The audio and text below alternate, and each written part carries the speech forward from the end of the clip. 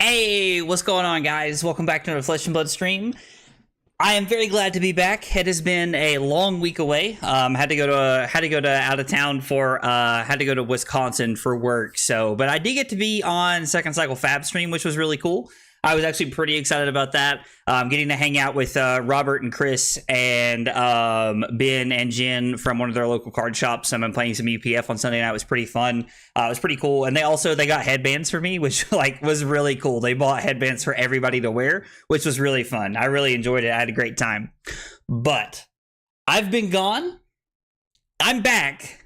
And what better way to celebrate than to have the man, the myth, the legend, the best Levia player we all know. He's been a Levia player forever and a day.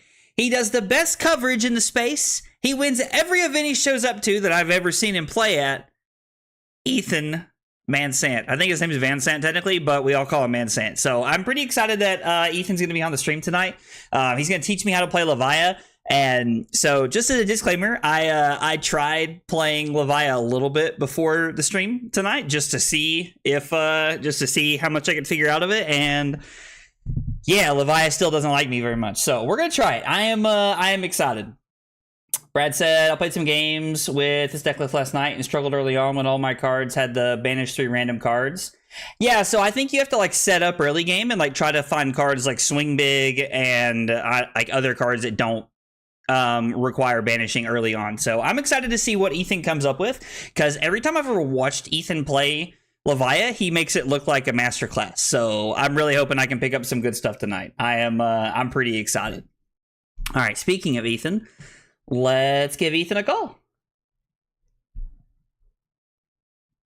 I was like, he messaged me back pretty quick, so I assume he's He's ready to go. We're gonna give him a call and let him join whenever he's ready. Yeah. Oh, it's Speak of the Devil. What's up, dude? How are you?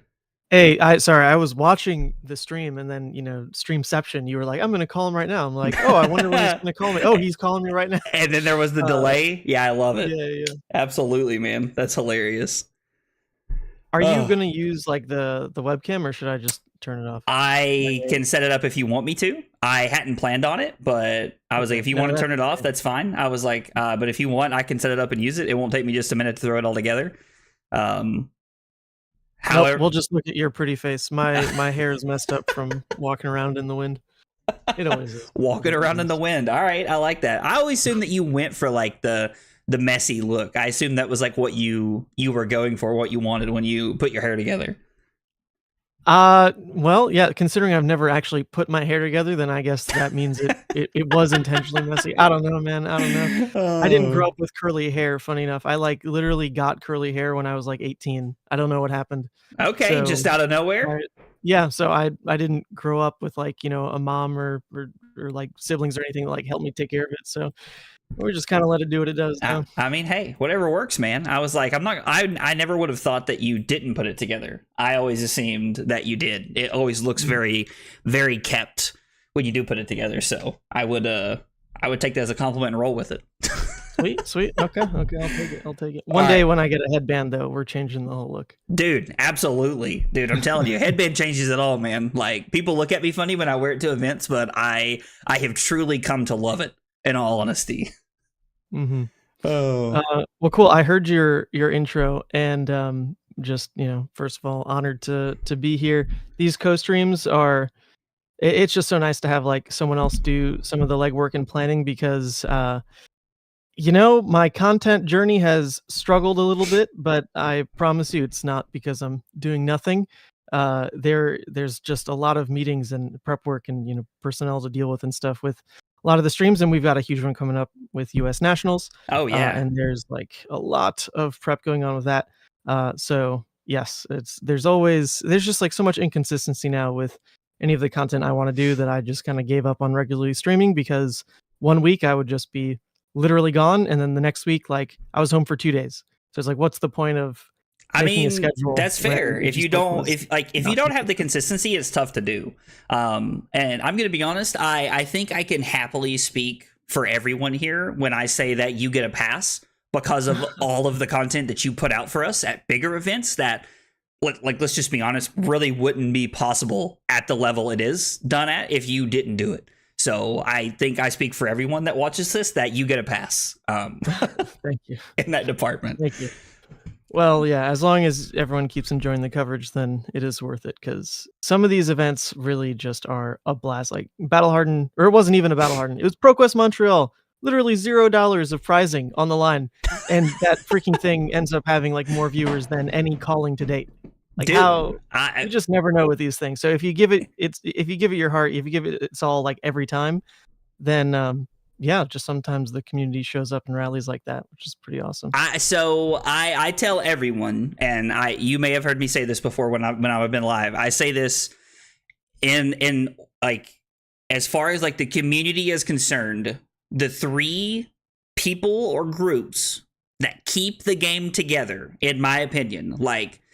So I kind of compare like Flesh and Blood, like kind of like to a business, which is like kind of weird because most people play cards to get away from work and stuff like that. But, in every business, there is truly people that the business could not survive without. And there are 3 people in Flesh and Blood that I genuinely think sit at the very top of that list. And I think it is Talishar, Fabrari, and you. Like, and I tell everyone that like, at the 3 people at the top of the thing that I do not think that the game would exist in the way that it does today are those 3 in no specific order. All right. Well, now that you've patted my ego, I'm gonna hang up and just go have a wild night on the town. Everyone, yeah, all those people are just amazing. You're absolutely right. Like Phil from Fabberry, and the entire community of devs and people and bug fixers and everything that works on Talishar, they truly have my thanks as well. So I'm honored to be part of that list. Yeah, absolutely, man. I was like, I would be, because, I wouldn't be able to do the stuff I do if it wasn't for Talishar. So you're in very high regard as far as I'm concerned. Thank you. Well, with that, I hold something with even higher regards than any of the people you named, and that is Levia herself. So, Let's go. Hoping we can get something done today. So I don't know if you heard me talking about it, but I've been gone all week for work. I had to go to Wisconsin for some training, and I took my laptop and I was playing games in the hotel room at night, and I've been playing Levia, trying to practice, thinking, you know what, I'll learn a little bit about it, and that way, like, I won't completely embarrass myself. Man, Sant will just be like, that's stupid. Like, why would we make that play like live while I'm playing? And so I'm hoping to impress you a little bit with my Levia knowledge, but I don't know that like 10 games is enough for me to have gotten that far. Oh, only 10? No. You are maybe half a percentage in. Yeah, that's kind of what I figured. That's kind of what I figured. The first 3 games I played, I just died like every time. Like I would either die to my own blood debt, or I would die to like not being able to do anything. But it did get better as it went on. It did get better. I started winning more games toward the end. So I'm curious to see how far you can open my eyes to some of the lines tonight. Okay. Well, I think actually my pitch to get this rolling anyway was going to just be to let you drive. I want to hear your explanations on the plays you're making, but I'm not going to micromanage until we kind of see where you're at. Okay, cool. I like that. All right, so I've got your list from your most recent video. I think it's called like, is it horror or is it cake?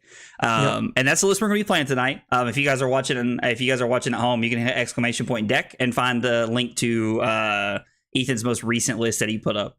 So there is one thing I do want to have you do. As we go through the night and we're playing different games, like you have matchups set up for everything over here on the right hand side. Mm-hmm. I would like for when we sideboard for you to explain why you picked certain cards or why certain cards are cut. Because I looked at a couple of the matchups and I had a couple of questions, and I'm really hoping that you can answer some of those for me. Oh, yeah, sure. I will preface this. I don't really get to play in many events anymore. So a lot of it is just like, theory. Whereas initially I would put something like this together, play in an event, even in Armory, which I don't have Armories near me anymore. Okay, but that's sad.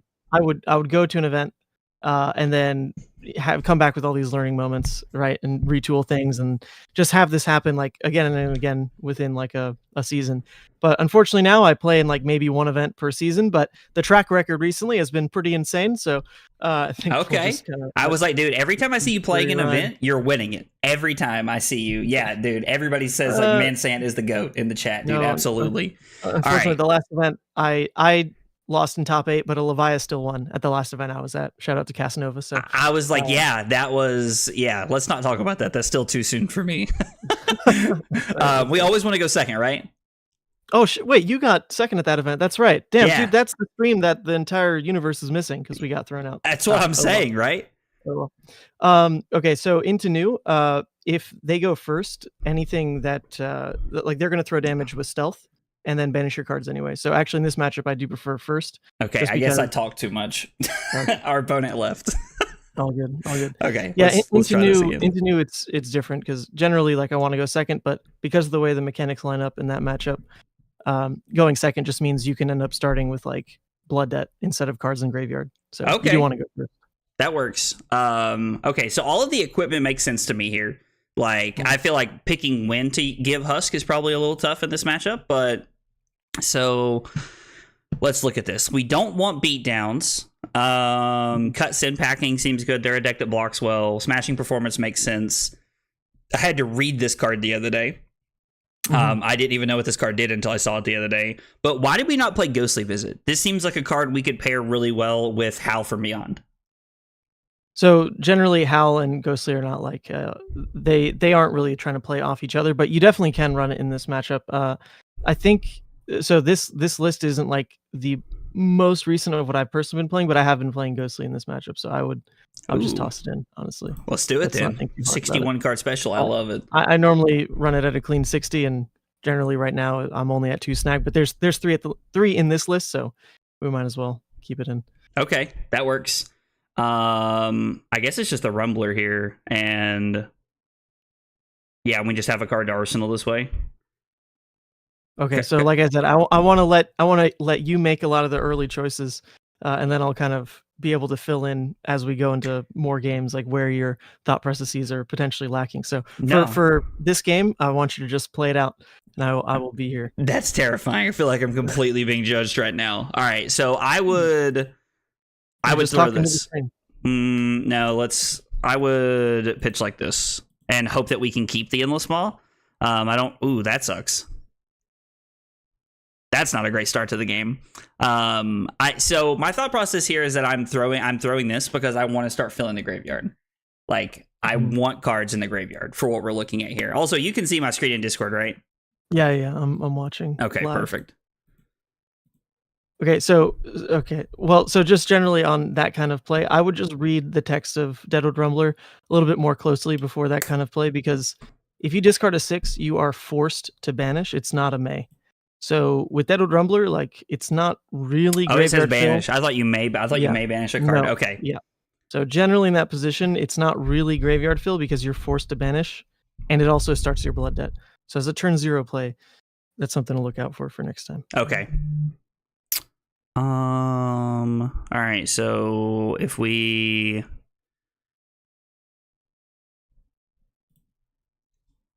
Let's block.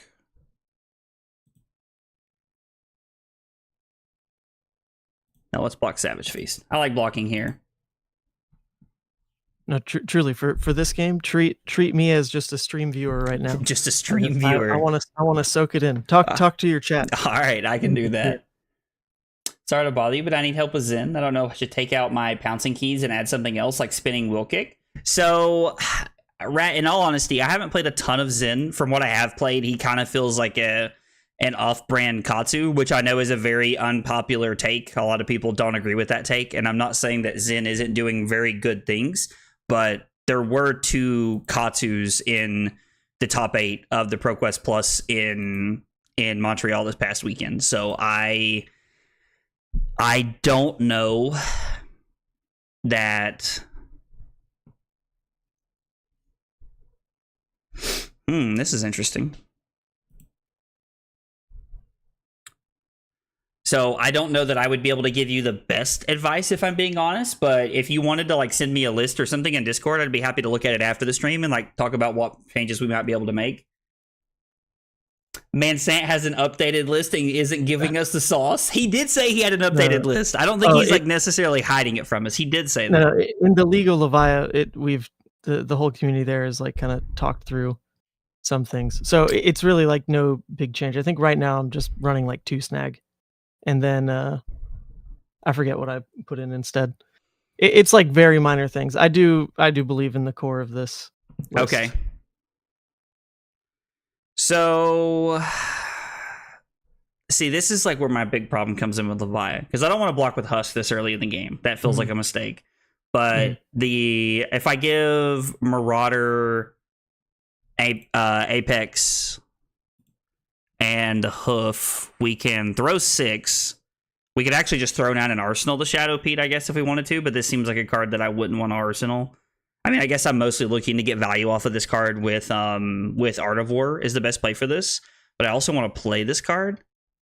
I guess let's just go like this. This seems fine. And if I get pummeled, I get pummeled. It is what it is. Oh, we knew they had the Fang Strike from the Venomous Bite? Never mind. That's just me playing bad. I knew that they had that. I'm too busy talking. Okay, I told you to talk to the chat. This is my fault. This is not your fault. Oh. Well, considering that we don't really have a play that we want to make from Arsenal, I'm pretty interested in just playing this out to get value, and then we can just Arsenal we lose the value off the Might token that we got from last turn, but I think it's okay to just set up an Agility and a Might and then just play into next turn. Oh, all right. I've never actually got to play this card, so everybody strap in. A lot of the times it is just your blue, like in this kind of hand, it is your blue. But there are a lot of scenarios where playing it out versus new can be some pretty insane value. So I feel like you can get a lot of benefit out of this. Oh yeah. Like playing it out definitely can do some work, but we'll just see how this turn plays. I'll say it again, Sant versus Casanova, best of 3 showdown win. Listen, Ethan, you gotta give the people what they want, man. if that's just a mirror match, then there's like almost no reason to want to watch that. Like I'm still of the opinion that mirror matches in this game are like not that enjoyable, especially when it's just like a numbers deck. There really aren't like many cute plays that you can do, like Levia versus Levia. Like you're both just trying to do the same thing. You want to be the deck that has like the better blood rushes. You want to be the deck that like, gets off consumed. And so if you're just doing the exact same thing, I don't really find that interesting, especially when both players are really good. Then it's like two players making the same decisions on either side of the board. I don't find it interesting. I mean, I get that, though. That actually makes a lot of sense. And Swerve said the same thing. He said fab mirrors are generally pretty meh. I mean, so the Phi mirror was miserable, I thought. Like, it was just, like, who gets there better? I don't know. It always felt like kind of miserable. And I think that... So one of the things that like I say that like I actually really like mirror wise is the Guardian mirror. I actually really enjoy the Guardian mirror when it's not Victor, because I think Victor takes away a lot of the...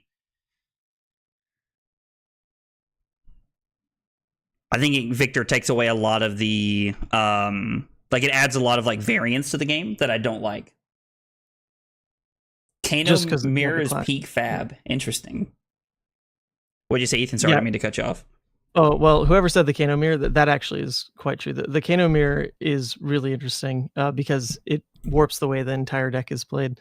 If you watched the finals of, what was it, like PTI Philly, I think, was Majin Bey versus Nathaniel. And they are both like dedicated Kano players, and they had an amazing Kano mirror. But even they were joking at a certain point, like, oh, Majin just found his E-Pots and Nathaniel didn't. Okay, well then there goes like the skill expression in this game. Right. So, yeah. No, I think there's a lot of that. Happened, like round one of the battle-hardened Hartford, where Majin Bey was playing against someone who'd never played the Kano mirror, and it was just like an absolute slaughter. So that's generally how the mirrors go. Either one player is just like a lot more experienced and it's just pretty uninteractive, or you're both very experienced and then one person just like draws exactly what that matchup is looking for.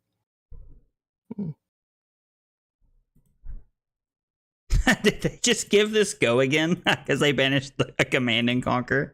That's hilarious. Yeah. Okay, I will let you focus. No, you're good, man. You're good.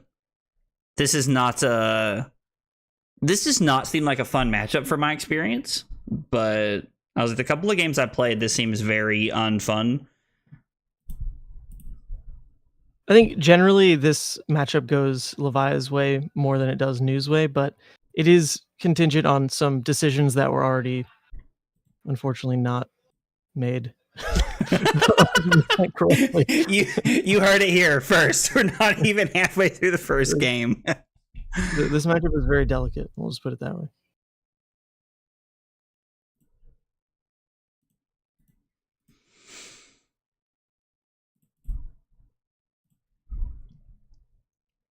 Okay. So we go Claw for 5, go again, followed by Shadowpede, and then we discard the Agile Windup to set up an Agility token. We do take 2 and fall down to 19, and we are in an abhorrent spot for this game. So Brad said shots fired. Listen, that's why Ethan's here. That Ethan is here to tell me how truly poorly I am playing this game. Like 100%. I'm watching your mannerisms for this game. What you're checking, what you're not. We'll clean it all up in game 2. That's what I'm talking about. Okay, so the agility token automatically sets him up. So this card doesn't scare me that much, which makes me think I shouldn't block here. I mean, so how many misses do we have? We have 1, 2, 3, 4 misses. We have 4 misses, which means the odds. So we're 4 and 10, which means we don't have a super great chance of getting go again. I mean, I'm not going to like just sit and run all the numbers off my head. We could use hooves, but that seems kind of mid. If I block Husk here, I think we can get good value out of the agility token if we set it up this way specifically. So I'm going to give Husk here, although this feels a little wrong because we know they don't have Bonds of Agony because he pitched all 3 Bonds of Agony 2 turns ago. So we know that there's 0 copies in the deck right now, or that he has access to. So I think giving Husk here might be okay, even though there are probably scarier cards here. Getting Pro Leviatvice for Mansan himself is insanely cool. You're going to crush against Leviat Nats with the new tech. Here's it, honestly, it's kind of what I'm hoping for, is that Mansant teaches me just enough to where, like, I don't, like, just lose to Levias at Nationals. Now, this is, like, kind of hilarious because, I mean, I guess this is still fine. We just get to play Smashback. So in my head, we were going to block with the Convulsions on something else, and then we were going to play we were going to pitch Smashback to play Blood Rush. Mm-hmm. Now I'm thinking we play Smashback and then play Blood Rush, although there is part of me that wants to set up, and considering that we've already seen 2 CNCs and 2 Leave No Witnesses, part of me wants to just go ahead and arsenal the Blood Rush and try to set up for a massive turn and use Fleshbag to bail myself out 1 turn, but I don't know that that's the best play. They only have 1 card that they have access to that they can play off of New's ability. I think we're going to play the Blood Rush and try to get back into this game here. Because we have hooves to, like, really get us into a better spot if we need to. Also, the fact that I have double claw makes me feel like I can be a little bit more aggressive here. Well, that doesn't work at all. I feel like I can feel Ethan having a stroke. Oh, it's okay. If Codex comes, will be Sag. Yeah. You've been in some tough positions, but there's things that you can do on prior turn cycles that would have helped. Better. Yeah.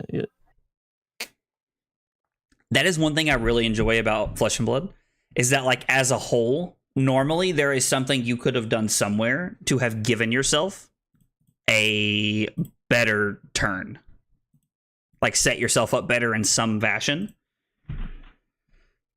So considering that they blocked with Codex makes me think that they had 2 Codexes in their hand, so that honestly, since we're not going to get any value out of the Blood Rush on the Ghostly Visit, yeah, they have Tunic and they have Codex.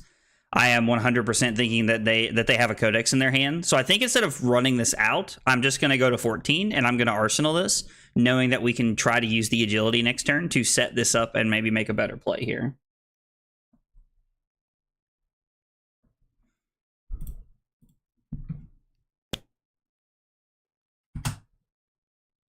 Codex, just like we thought it was going to be. They get to Leave No Witnesses. So, I mean, I don't really care if this gets banished.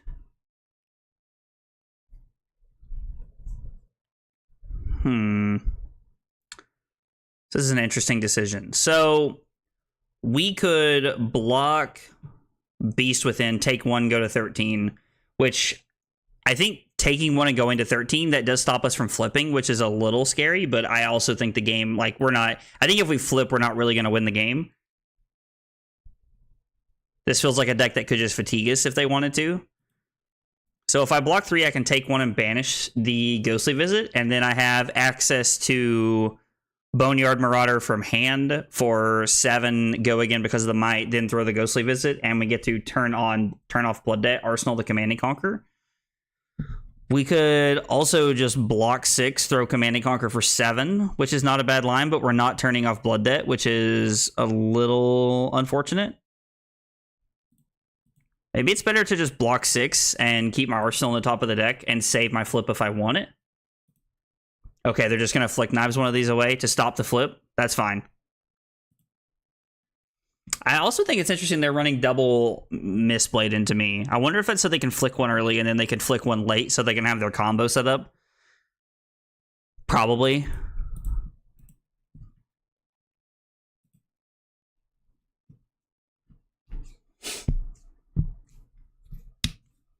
Ethan just eluded. His stroke is okay. What? What, Martin? I don't know how to take that. I was like, I don't know what that means. I was like, I mean, my brain goes a couple places, but I don't think that's what you mean in the chat. So Okay.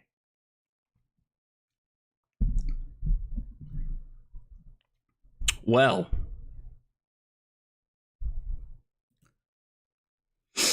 these are the kind of hands I hate. Like, these are the kind of hands that I feel like so these hands are a prime example of why I would rather just play KO over Levia. Now, that's definitely like my brain talking in a I just prefer to play aggro. Because there's not really a great way to block and set anything up here. I mean, this is like an okay offensive hand. We could give the fleshback here to try and play around whatever else my opponent has coming. And then it's Hungering Slaughter Beast into Break the Hose when we banish a 6. And then we can throw the Shadowpede. Really wish this card blocked.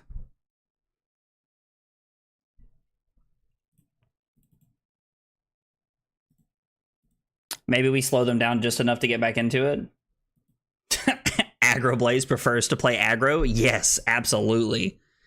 They Siren's Call away our blue. Well, that makes his hand almost immediately worse.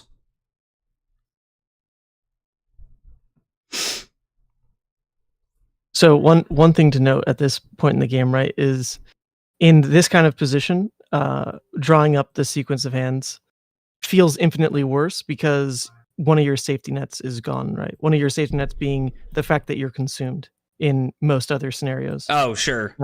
So this kind of hand, if you are consumed, actually does play like a lot more than you would otherwise think.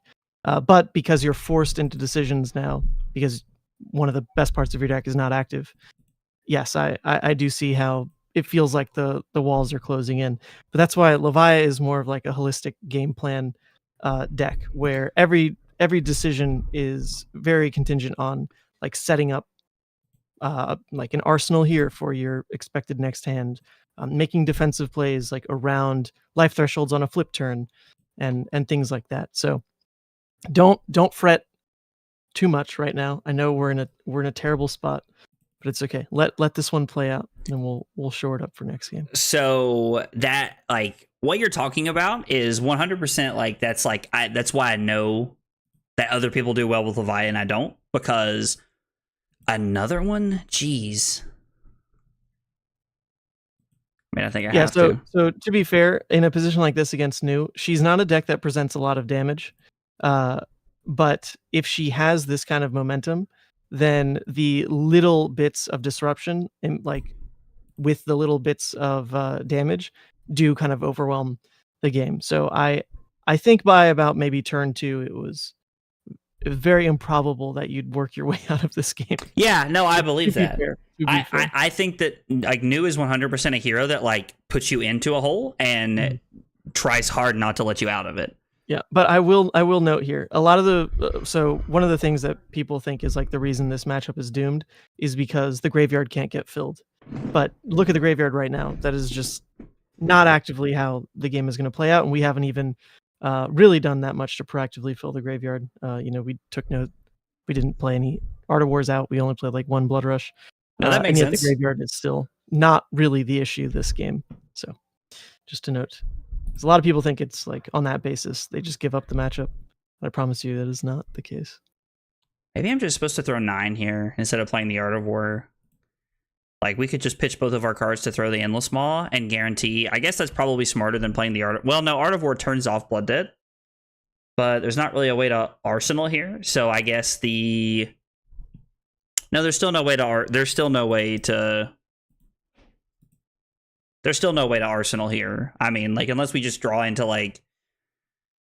We'd have 2 cards in our hand. We'd have, like, even if we drew, like, blue cost and a 1... Or, like, a blue and a 1 cost. Like, we have 1 resource floating. So there's still, like, no world where I think that works.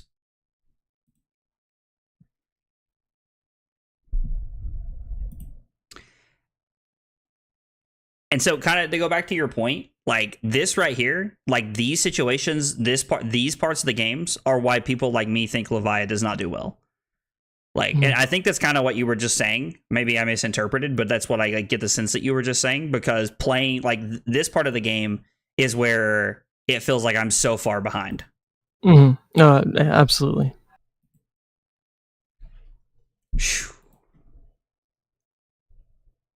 All right, I think we can scoop this one up. The main thing that you could ever play for from this position was to basically flip redeemed, but you were already behind on that kind of play pattern just because they have equipment when you kind of heal back to that parity state. Okay, so after watching your first game there, just gonna highlight a couple things. Yeah, hit me with it. Yeah, so first thing to note is first of all, like that kind of Deadwood Rumbler play only works in very specific hands where you're not likely to discard a 6. In that position, the only other 6s you had in hand were Blood Debt 6s. So going for Deadwood Rumbler is like basically only true graveyard fill if the top of your deck is not a 6 and it's the card that you discard. And it's also not enough damage to take the entire hand from new. So you're basically giving them like a very intentional mulligan because they get to block down and they know that that's the end of your turn. You have no go again on that Deadwood, and new is a deck that has very unplayable hands at times. So when you do that, you give them like a lot of filter. So that kind of play, I probably would never start the game with. But you're right in general to think about like graveyard fill being an important part of the deck. It's just like in that exact scenario, like with Deadwood and seeing the Blood at 6s in hand, that's not the avenue to go down. It's more so, let's just arsenal, maybe have like a full blockout turn next, and then kind of start to play the game. So would you have just discarded the... I don't think I had an agility maker on turn 0. No. You had 3 Blood Debt 6s. So would you have just passed? Oh yeah. You can absolutely pass in that position. Yep. Interesting. Because the one thing as well to note about like when you can put on the gas as Levia is generally you only need 1 card in graveyard to kind of do your best play, which is Blood Rush, right? So even though you have no cards in graveyard from a turn 0 position, if you do draw a Blood Rush hand and want to be the aggressor, you can instantly get the graveyard where you want it by just like sacking either like 1 card for block, which is still now a 4-card Blood Rush push because you've got 3 cards in hand arsenal, which is fine, or Flesh Bag if you really need to.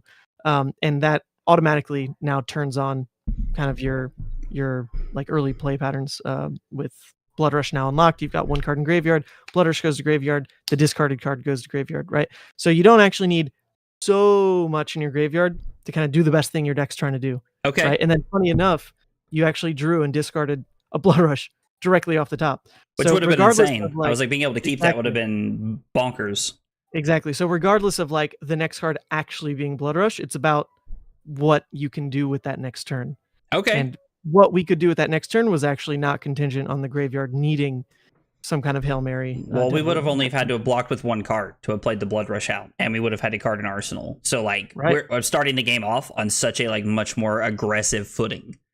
Right, and new would not have had a mulligan. So you're basically saying, like, she gets 4 cards, go. Which, let me tell you, a lot of new hands like do not really do much off of most hands, much less, like, a turn 0 where they get no setup, no filter, right? So that, like, generally that's kind of step 1 in where we need to edit some of your decision making. But then also the flip in that matchup in particular is very contingent on how your opponent is playing. If the opponent is more defensive, then by the time life thresholds get to around 13, your Blood Debt either is high or it isn't, right? And if they're defensive, then it's probably too high to want to flip. But they're going to tell you that. That player is going to tell you that. You're not going to go into the matchup assuming one way or another. So that player was very aggressive. So actually, we do want to flip Blazafet. We absolutely want to hit the Blazafet button and start to gain all this like card advantage through that hero ability and things like that. So, because I heard you mention we probably don't want to go into Blazafet in this matchup. Right. And that's wrong. We can never say, like, we cannot go into any matchup with that assumption because it's so much more contingent on the player. Not even like against like a Guardian? Oh, no. You can win so many games off of Consumed versus Guardian, especially like the victors nowadays. They're just going to try to aggro race you. And Consumed is like so much better for that than Redeemed. Well, especially when you actually kind of learn kind of the intentionality behind flipping Redeemed like with a power card in Arsenal, sacking like a Blood Rush push when it looks good to instead put it in Arsenal so that it's guaranteed 4-wide after Redeemed. That's like more guaranteed damage versus a deck like Guardian than just ripping it for 18, which is like what, can normally happen off of like a 4-card play. So yeah, I would go into most matchups just kind of getting a pulse of how the specific player is playing the matchup Okay. instead of just like on a hero basis, like what you can and can't do. I like And that then a on top of lot. that, you can do like Hail Mary lines as well, where I'm really not supposed to go consumed. I've got 10 blood debt, but I know, and this is actually something I do much better in person than online, but you can like count out where the cards that you've pitched are going to be, like when you flip.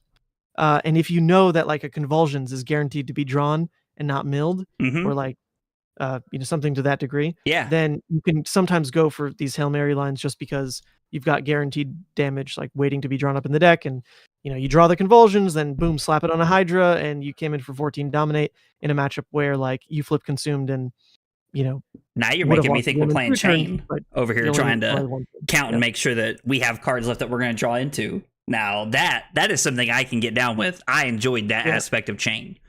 Yeah, it's something. It doesn't come up in that many matchups, but when you do pull off that kind of play, you feel like a god. Like, it absolutely does. It feels fantastic, and I distinctively remember. Speaking of Victor, actually, I was playing in the finals of the Super Armory in Phuket Hmm. versus Michael Fung, and he was on Victor, and I was on Levia, Okay. and we were both like 3-0 at that point, in the finals. And he asked, would I like to split the prize tickets? And Yeah. I said, hell no, I never got to play this game. Like, I just want to sit and play. And he kind of gave me an eye roll, like, no, I don't want to play this matchup. We sat down, and he tried to hard fatigue with Victor. Like, from turn 0, just decided my best game plan into Levia is hard fatigue, blocked with his entire deck, basically. Interesting. And it got to the point where I completely decked him. I didn't even have to go for a pitch stack like win, because it was just deterministic that he ran out of cards. And I still had like 2 hands left in deck when he had 0.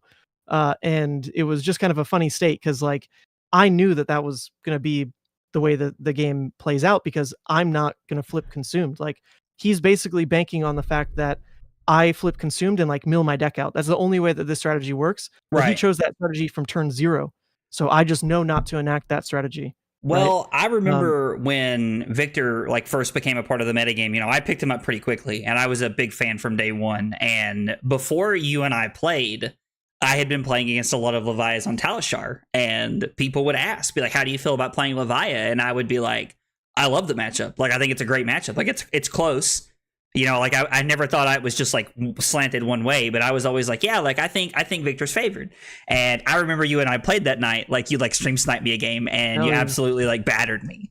And because I remember people in the chat would be like, I don't know, like Ethan says, like, it's not that good. And I would be like, listen, like I would take Ethan's word for it, but I'm telling you, like the games I've played, it feels really good. And like I feel like the game against Cass is a great example as well. And for everybody who wasn't there He's in the chat fantastic. right now, who Yeah. did not get to see that game, I apologize. I wish that we would have got to stream that game. Yeah. I like that. I hate that we didn't get to, but that game was an example. Like I felt like I spent the entire game working to find a foot to stand on so that I could get in the front seat. Because I feel like one of the biggest mistakes that people make against Victor, like, or maybe in Guardian as a whole, but I think Victor does it better than Bravo, is once you give me a leg to stand on, I can typically find enough room to try to get myself into a winning position. But I think that when you're playing Levia correctly, at least based off of playing against you and Cass those couple of times, that like if you don't let Victor like find that leg to stand on, there's nothing there. Mm-hmm. Like from the Victor point of view, like I feel like it's just kind of like, I don't know. Like it felt like Macass was like just playing a very methodical game plan, and he just eventually wore me down into a spot. Because I've played against a lot of Levias that like I feel like I'm like it's a very close game, and I have a good turn, and then they flip into Blasmo, and if I'm not able to play offense, I do fatigue them because they run out of cards in a few turns. Now I was like, there've been multiple games where I have fatigued Levias, but I do think part of me thinks that after playing the matchup as much as I have, that is lack of experience on their part. Oh, absolutely. Yeah. There's something to be said about the average Levia player. So as much as I like, I really want people to like do well with this hero. I think in a way we're lucky that the player base overall hasn't, because she doesn't have that many LL points, and we're probably going to for a long ass time. But I think that speaks a little bit to the average like person who's attracted to Levia, at least in the old days, was not the most competitive player. It's someone who like really just wanted to play more for fun because the hero was just so bad. And we're finally seeing that change, but it's only recent, where like other serious players are like finally picking it up and putting a lot of time into the hero. There's these diehards all over the world, but they're very sparse. There's I hear stories in the League of Levi all the time that like they're the only Levi player at their locals, and only now is that like finally changing. But with that, there's a whole new birth of like just inexperienced Levi players. So Levia just exists in this very strange state where previously you just got a lot of wins because the Levi players just like weren't the most serious ones at the event anyway. Sure. And now you get a new influx of Levi players who are just like still too new at the hero. So to actually like find time with really good Levias it's actually very tough. I would not take like random Talishar data into Levias with like any kind of validity. It's a very strange hero in that regard. So I've almost come to a point to where like I don't really take any Talishar data into like serious testing. Like, and I know that sounds kind of mean, and let me clarify here. I don't think that people that play Talishar are bad, because the people that I'm playing Talishar against are like the guys on my team. Like I'm playing against all these like really good players from all over the world at different points of the day. But the problem is that when people are playing Talishar, they're streaming and talking to their chat like I am. They're watching TV. They're sorting cards. They're doing any other task that is not giving them 100%. And then that's making the games feel a lot more favored in my direction. And so I don't know if you know who I'm sure you know Darkodius. He won the event. Noah. Yeah. So I didn't know his name was Noah until this past weekend. And then somebody in the chat was like, "Oh, Darkodius won the Battle Hard." And then I was like, "That's Darkodius?" Like I didn't know who that was. I just know him because he hangs out in my chat every now and again, and he also hangs out in Second Cycle Fab's chat. And I'm a big fan of Robert and Chris. But he talks about that a lot. How like people on Talishar are just like, they're not fully paying attention, or they're not doing this, or they're not doing that. So it's not like the best testing in the world. And so like when it comes to like testing for big events like nationals or the PT or something like that, I mean, it's almost become strictly like team testing. Or when I'm playing Talishar, it's someone that I know, like someone I know I can expect good games out of, if that makes sense. No, absolutely. Yeah. More than anything, I look at, well, it's kind of interesting because I only really play Levia, but Levia is a deck that needs to be able to like fight against her own deck reasonably well. Right. So for that, I really enjoy any level of Talishar game, because a lot of the times like I need to make decisions that like kind of overcome my own like deck, right? And so regardless of like what the opponent's doing, you do get that kind of benchmark out of like your Levia testing. But yeah, generally overall for sure, like I'm part of Runaways, and the testing that we do that is not against Talishar randos is so much more stressful than when we all like Hydra a game on Talishar, and it just feels like I'm sure just a cakewalk. But like, then you play that same matchup against a teammate, and it just becomes like the calling finals. So it's just so stressful. And so absolutely. And that's why that's like what I told I laugh and I told everybody like I've made a lot of jokes since the ProQuest Plus that I said I was excited to top 8 like a larger event, and you just laughed at me. And guys, Ethan was being funny, so don't everybody like think Ethan's just being rude or anything like that. But I was really excited to top 8 the ProQuest Plus in Atlanta, because that was like the first big event that I had really like top 8'd or really been a part of. And I was telling everybody about you being like, oh, this isn't like a premier event, like this is a ProQuest. And I've told everybody, I'm like, listen, that was a ProQuest against some of the best people I've played against in my life. Like through the top 8, like through the Swiss, like almost every person I played against, I felt like I had to like work my butt off every round to get a win. And I think that if you could test like that all the time, it elevates you to like just a different level. Well, to be fair, these are the same players that would also show up to a calling. Like it's the same kind of grinders, right? So it really just comes down to like the amount of rounds you're playing to differentiate like making the top cut at a ProQuest versus like a calling's gonna have a whole second day, and that second day is going to be playing only against like the best of the best. So that's the delineation. But No, I I forget laughing about that particular comment, but I apologize. No, dude, you don't need to apologize. I've told everybody that story in such a fun way, and like everybody who was there with me, like all of my buddies that were there with me, and like, you know, when they tell the story, they always laugh about it because like you said it with a smile on your face. So if you said it in a spiteful way, I honestly didn't take it that way. But okay, you if you were a Viscerai player, I would have meant it. Shout out to Chris in the chat. Oh, I was like, yeah, Chris. I was like, dude, Chris loves Viscerai. We were talking about this the other night when he picked me up to be on their stream the other night. Okay. Ooh, okay. This is an interesting matchup. So we have Zenkatsu and Aelia at the bottom. So we run all of the usual suspects for equipment, which I think makes sense. And then, all right. So talk me through what we're not playing and why. Right. So in this matchup, you know, we want extra arsenal disruption, and really the way it's sideboarded here, this is also the difference between like a more public facing list versus like the random one of pile that I end up with. We're trying to keep it very easy in terms of what you're siding in and out. We're adding like 2 yellows and a recursion piece. So we're adding the 2 scent packings as like our yellow choice. And then a recursion piece, we'd rather Ghostly Visit in this matchup than the Howl, because the Howl is mainly more when we need more proactive graveyard fill. If we need to be in charge of our own graveyard fill versus a deck that is forced into attacking us more, Ghostly Visit is a better kind of mid-range piece because you get to play these higher value small hands with like Shadow Realm Horror and Dread Screamer to follow up with Ghostly Visit. 2-card 10s, 2-card 11s are just like insane, but that only looks good if like you're getting like better rate out of the rest of your hand too, which is like blocking here and arsenaling here, which means our opponent is like playing into us. So we want the Ghostly over the Howl, and you know it's a 3-block when you draw it up. So out of everything that Ethan just said, my first and only thought was this card blocks 3. Ghostly Visit blocks 3. Howl from Beyond blocks 2. We want to block against Aelia. I am very excited to learn how much deeper your knowledge goes than I think I think about on a regular basis. Yeah, so it's unfortunate that they do get to go first, just to begin with, because Azaleas these days, like they just don't get punished for going first, like getting the blind Aelia off, which in this case isn't even blind because of Spire. Woohoo! I was like, yeah, means like 2 that's damage, crazy. and it's not significant graveyard fill on our end, right? Like getting 1 card in graveyard only really tips the scales if we draw up into that Blood Rush hand, and we can't even like full filter for the Blood Rush because we can only block with that 1 card. So it ain't fun. It ain't fun.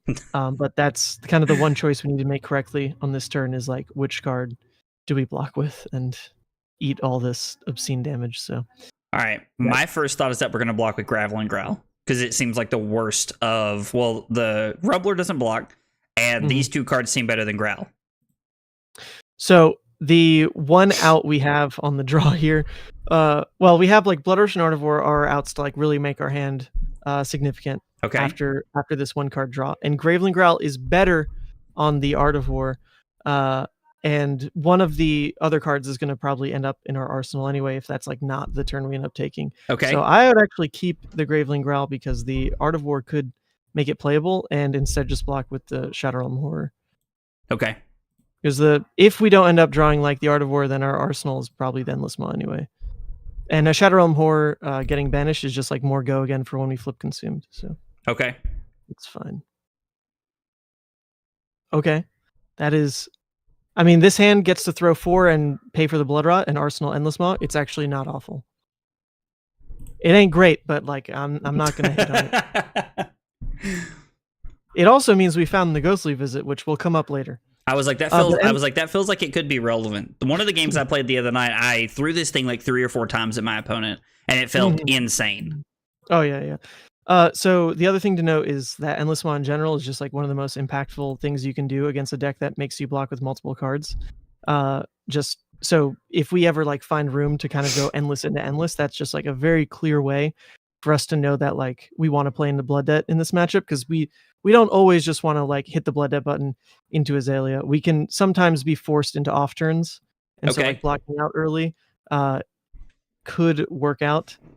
We'll see. Is this Red and Ledger dominated? No, they flipped Aelia into the Reed. No, it is dominated, I guess.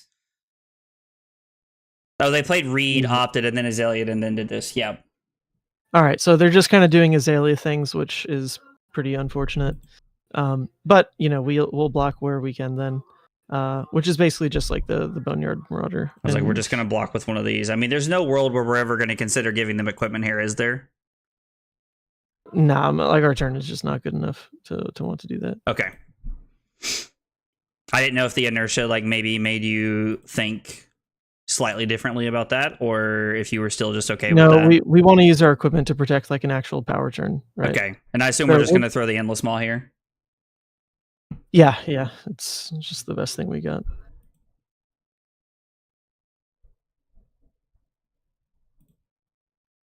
So it does put us on just one card in graveyard, but the Scowling Fleshbag can get us to 2, and then blocking down with the card can get us to 3, and then we can start to hopefully like loop the graveyard a little bit with like Cracking Hooves and Ghostly Visit. So okay, it's generally what we want to look for. If we get to block with 2 cards, this is perfect because this is the 2-card 10. If we get to block with 2 here, this is Dread Screamer and a Ghostly. So we'll be on the lookout for that. Oh, okay, sure. So if we can block with the blue Dread Screamer and the Slaughter Beast, we can go Dread Screamer and then the Visit. Yep, and even blocking with Apex on this kind of turn starts to look juicy just because we do need to care about a 3rd card in graveyard for next turn, and potentially like sacking an Apex like could be that 3rd card. Okay. So those are the small things just because of the way that Temper works. Yo, Riddler, what's up, dude? If you need that one extra block, Rob will block it for you. Bro, Chris, that was hilarious. My God, 5, 8, 11, 14. Sometimes Aelia just does this, and you haven't drawn CNCs or send packing. But this is okay. They're off. I'm sorry, arsenal. There was 2 premeditates. No, they're not. There's 2 premeditates. Oh, okay, premed. Okay, so 6, 12, 13, 14. I mean, let's see. So 6 and 12. So there is a world. Well, no, we need to be turning off Blood Debt at this point, right? Like that's probably like, are we at that point in the game already? Oh, I mean, yeah, we want to turn off Blood Debt, like definitely, unless this is the exact flip turn, because the damage that we could take here, we always have to assume like at least 1 off the Remorseless. But if we go for Dread, then that's 2 damage. Which is, blocking 6, we take 11 down to 14. That already would take us past, so we'd have to give. We'd have to give armor to flip on this turn. Can you check the banished again? It's Ghostly, Horror, and Marauder. Well, that's not the worst flip in the world. I mean, if we block Screamer, Beast, and Bonebreaker, we're blocking 8, taking 9, going to 16, and then when we play Screamer into Visit, we go down to 14. Or are you thinking flipping this turn? The Blood Rot to you can end up flipping on this turn if you really want. I think there is a world though where just putting them off of the arsenal in this turn could be relevant, because if we block 6, 7, 8, 9, 10, 11, if we give all armor and 2 cards, that does put us with Might throwing Dread into Graveling, which is a 2-card 11, and they're off arsenal. I actually really like that. I know. So you want to block everything? Yeah. I actually like this. I like this. All right, he likes it, guys. This gives us enough room as well with health thresholds to basically still be in control of the flip. If we were taking more damage, then really what ends up happening is like we just don't get to control flip because we're out of armor. But that's not the case with being at 25. I mean, listen, man. And this is like tonight is your world. I'm living in it. Like I'm just here. I'm just hanging out. Flipping is like insane in this matchup. So that's really what we want to make sure happens. So we want to flip into Blasmo here. Oh yeah. Okay. I think ideally we probably flip on the next turn, depending on how the Aelia trades here. We take some damage, but then we just use that to kind of carry us into flipping. Oh, they have a weak hand. This is also good because our graveyard is at 3 cards. We gave up equipment.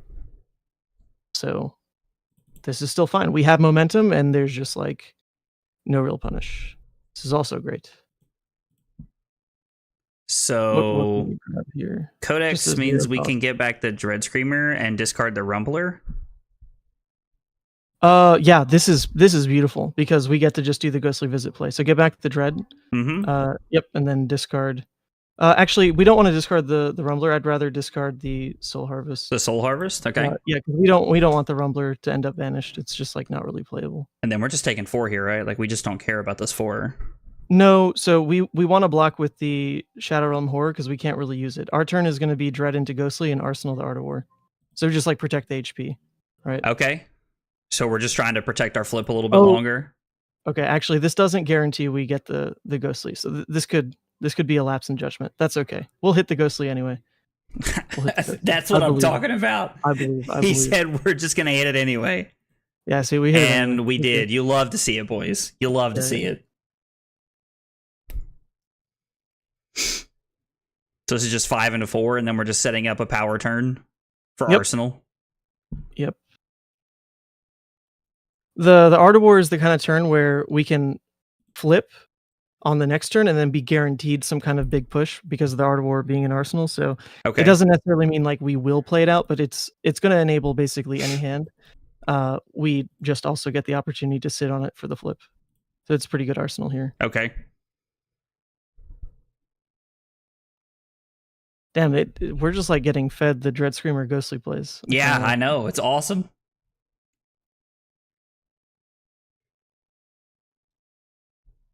The man Sant mentality is what win games. I love that. I'm actually thinking about, especially this year, like I've gotten the full schedule of streaming and the couple events that I'm not going to, I kind of want to go to anyway, just so I can try to play. You should, dude. I miss it. I was like, dude, I was like, you can't convince me that you did, like, you got into this game because you love to play it. The coverage is just like a bonus for you. I'm 100% convinced, so you should. Okay, so that is what, 14? Yes. Let's see, 14 was Seek and Destroy and the pre-med on hit. What does that mean for what we can do? If we block with the barraging, it supposes at 13 immediately. Barraging, Dread. We just swing Deadwood and flip. We lose the Art of War.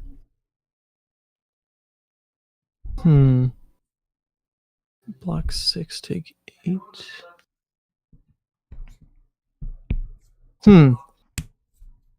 This is interesting. There's no way to like straight up deny the, like the on hit entirely, right? Like our hand just doesn't block that way, which is unfortunate. But if we want to get the flip off this turn, then we're really not punished too hard by, unfortunately, just like losing the Art of War. But it would be like block barraging, block Dread, swing Deadwood, and then just flip. That is doable. Otherwise, it's like full keep and basically give up on flipping this game. But having one good turn doesn't. So if we take 8, we go to 16, and then when we play the Rumbler, we go to 15. We go to 15. Yeah. Okay. I think that's fine.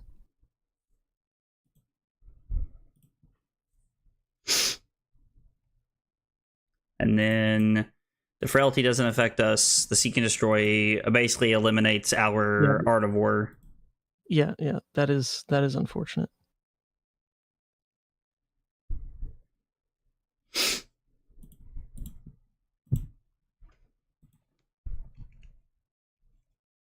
And then check the banish again. We've got what? Endless Maw, Dread, Shadow Realm. Oh, this is great. Okay, good. I was like, we have quite a few cards to play after we flip. I feel like this is good. This is good. I'm happy with where we're at. Null said, I vote Mansant hires someone to manage the stream for him so that he can play. And then immediately said, then again, if Levia LLs, if Mansant start playing more often. No, she's so far off. And like the way that they redid the points, like, man, I just like don't even think we'll ever get there, honestly. It doesn't matter here. Orders all the same. Yes, we would like to do this. Thank you for asking. Beautiful. Oh man, this is weird. I get to see all the face down cards. Yeah, you do, but the opponent doesn't. Yeah, that's different. I'm normally on the end of this where I can't see those cards. All right, so now we just want to make every decision based around like getting card advantage out of our hero power, because that's how we basically like win in this kind of position. So We want to block more than play aggro, just because we don't want to die to like some cheesy dominate before we can get to the point where we take cards out of the Aelia. So this is for 10. Or I'm sorry, this is for 13. Where did I guess I just can't count today. So because the Apex is under threat anyway, we can just like block 9, or block 10 rather, add Apex, and then just return with the Endless Maw, pitching Diabolic. And Endless is just the 3 for 10, Endless right? will come in, or it'll be a 3 for 10. In theory, there are misses at this point, but you like turning off Blood, that doesn't really matter. So, all right, Endless Maw. Saved. Beautiful. 1 card 10. 1 card 10. This is how we claw back. And it's actually funny because we haven't played out any Art of Wars or any Blood Rushes. So this is actually a bit of a low roll game, even though the Aelia, in theory, had like a bit of a high roll start. So I mean, we technically only have access to 2 Art of Wars, though, right? Like, I know we haven't played any, but I was like, we only have access to 2 more of them because we lost one. So. Right, I just mean in general, Levia's pattern is like you see 1 power card, you see the next one that much more quickly because of the draws. Oh, gotcha. I'm following. This game, we just like haven't even ripped one. Regardless of like seeing it, we didn't play the Art of War. Right, no, that makes more sense. Yeah, I agree, Annabelle. I think that the like KO getting so many LL points so fast, I think they felt like they needed to make a change after watching KO rip roar through the LL system. Like in just a season, they might make more changes again. That's one thing that I do really like about LSS is that they've pretty actively said that like, oh, we'll make changes when we feel the need to make changes. And I like that personally. Just taking 7. All right. So they're at 9. Oh, okay. We found a Blood Rush turn. So they don't have Tunic. So I don't think we ever die from whatever their turn is. But of course, hit effects can kind of get in the way of us wanting to rip this. Sure. We'll see. Yeah, okay, Sleep Dart is one of those effects.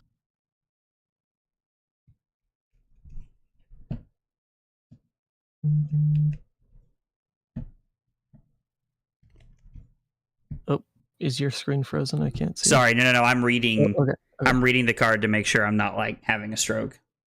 Okay, this smells like a Codex turn, which is very unfortunate because our hand will not block double Sleep Dart.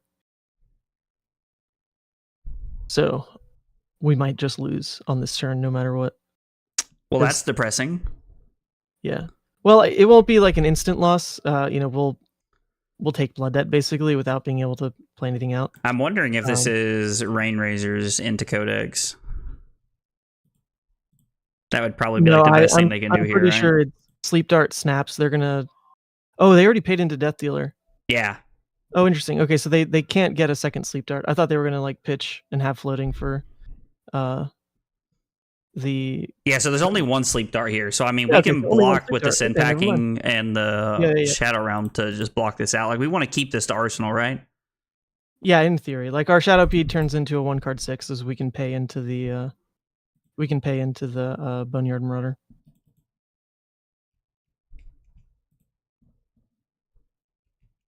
They must have had multiple arrows in their hand. They must have had a heavy arrow hand. Lore question for Ethan. Does Blasmafet have a face? Blasmo has like 3 faces. Like actual Blasmafet has 3 faces, yeah. Okay, this says... they got a drill shot.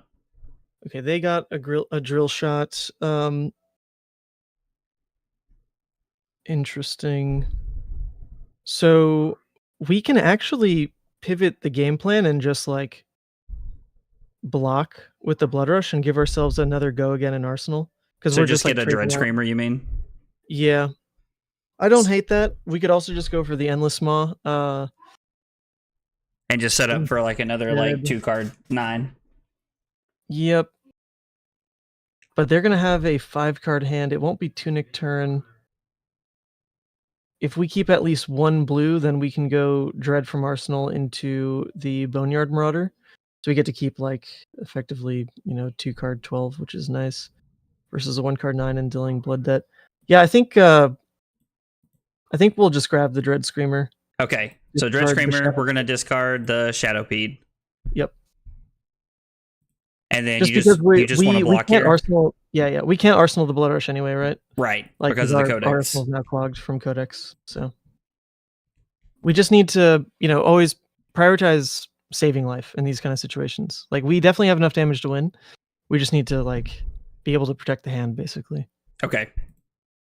or keep the card. Because if that one card can turn into, taking one or two cards from them, then that's how we gain back our advantage from being behind Okay. from his early turns. It's just card advantage.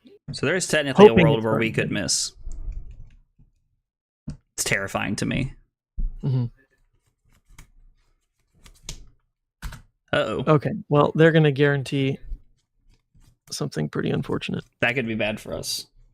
Mm-hmm.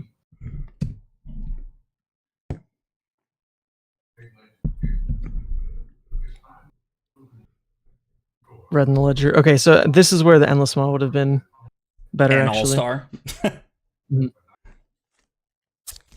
The worst part, they know. We also could just straight up die. I was like, we might just be dead if they have enough pumps. That's 8.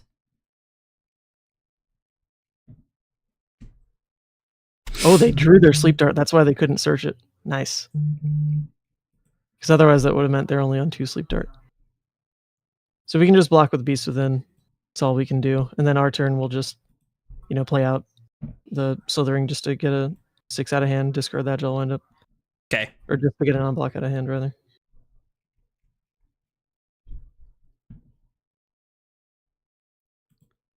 So we'll pitch the beatdown. And then just discard the Agile. I like to see them blocking. Okay, well. Like to see let's them hope blocking. to God. Yeah. This doesn't necessarily mean the hand is bad, though, because oh no, absolutely not. Pump in Arsenal plus Tunic counter to load in Arrow, all that is still some bullshit. So I was like, there's a lot of things that they could do. Yeah. We've only seen 2 codexes. Yeah, okay. I mean, this screams codex. No, it's also just reload, shoot a 1 cost off Tunic, or just using the Go Again to Death Dealer and a 0 cost off Tunic. Some Bullseye versus play Codex, there's a lot here.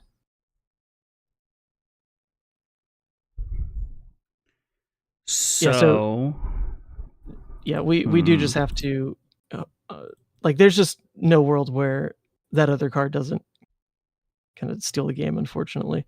But we have to block with Endless and Boneyard at least. I was like, I'm too worried that if we block 9, we just get got because they have Tunic and Death Dealer available. Also, they just have Bullseye Bracers, so... Yeah. No, that's that other card always kills us, basically. Is the unfortunate spot we're in. The Codex. Yeah, because they can get back Sleep Dart. Oh, okay.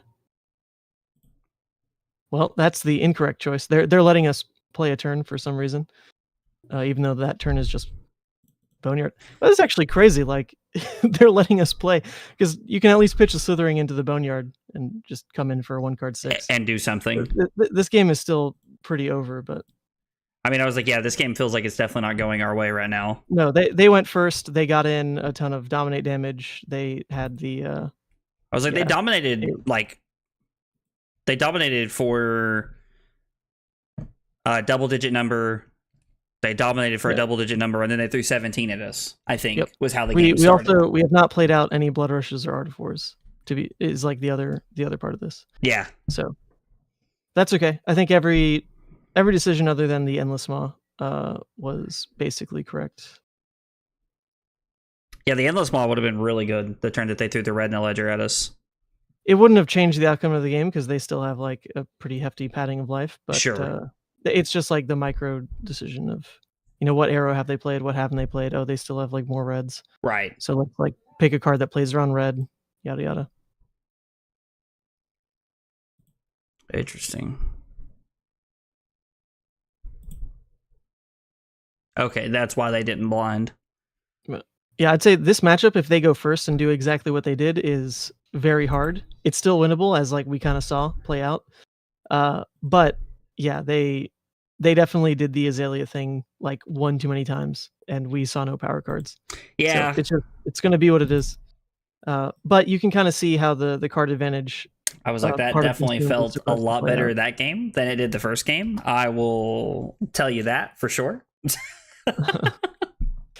Yeah, it's also funny because we didn't see the CNCs or Sun packings, so there's a couple things in the draw sequence that just really didn't go our way. But Well, that's the okay. interesting thing about the like your list that you have here is that there's only one Sin packing, or there's only one Command and Conquer in the list. There's a playset of Disruption. It's one CNC, 2 Sun packing. Ah, I gotcha. Okay, so against Zen, is this like go second and block and fill up? Yeah, go second. Okay. All right. They generally attack into you and let you fill graveyard because they also want things in graveyard for bonds, so that's pretty nice. So yes, go second. It's just like never punish. You snags. Listen, Ethan knows what he's about. Ethan knows what he's about. Chris Iali is also playing snags, and he won the ProQuest, so you can't say you. I think just theory. Annabelle was saying that because she likes to play new. Oh, I see. Yeah, ship it. I'm intrigued that we're running Husk in this matchup instead of Sash. Tell me about this. Tell me why we're doing that.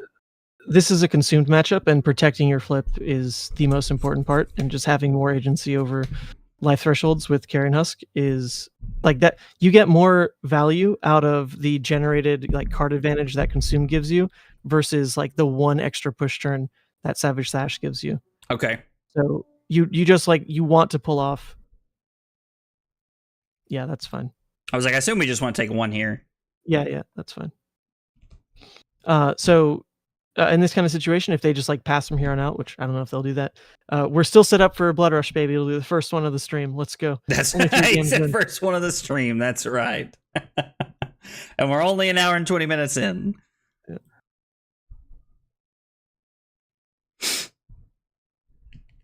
So we're just going to block with the Dread Screamer here. No? Nope. All right, now we're going to block with the Dread Screamer. Yeah. And then we're going to eat 3 damage, but we are not blocking with that Blood Rush. I was like, so this is where it gets interesting. I was like, it is turn 0. Are we blocking with the Blood Rush? But you already answered this. Not in this matchup. Not in this matchup. You can get away with it in something where it's like a little tighter, but no, for Zen, like it's literally just an aggro race, and we are not going to give up a card that gives us +6. All right, I like it. Hey, Joe, what's up, man? You were the Aelia? Dude, you started that game off with so much dominate. I was like, please, just stop for 2 seconds. No, it was a good game, man. I appreciate the game, brother.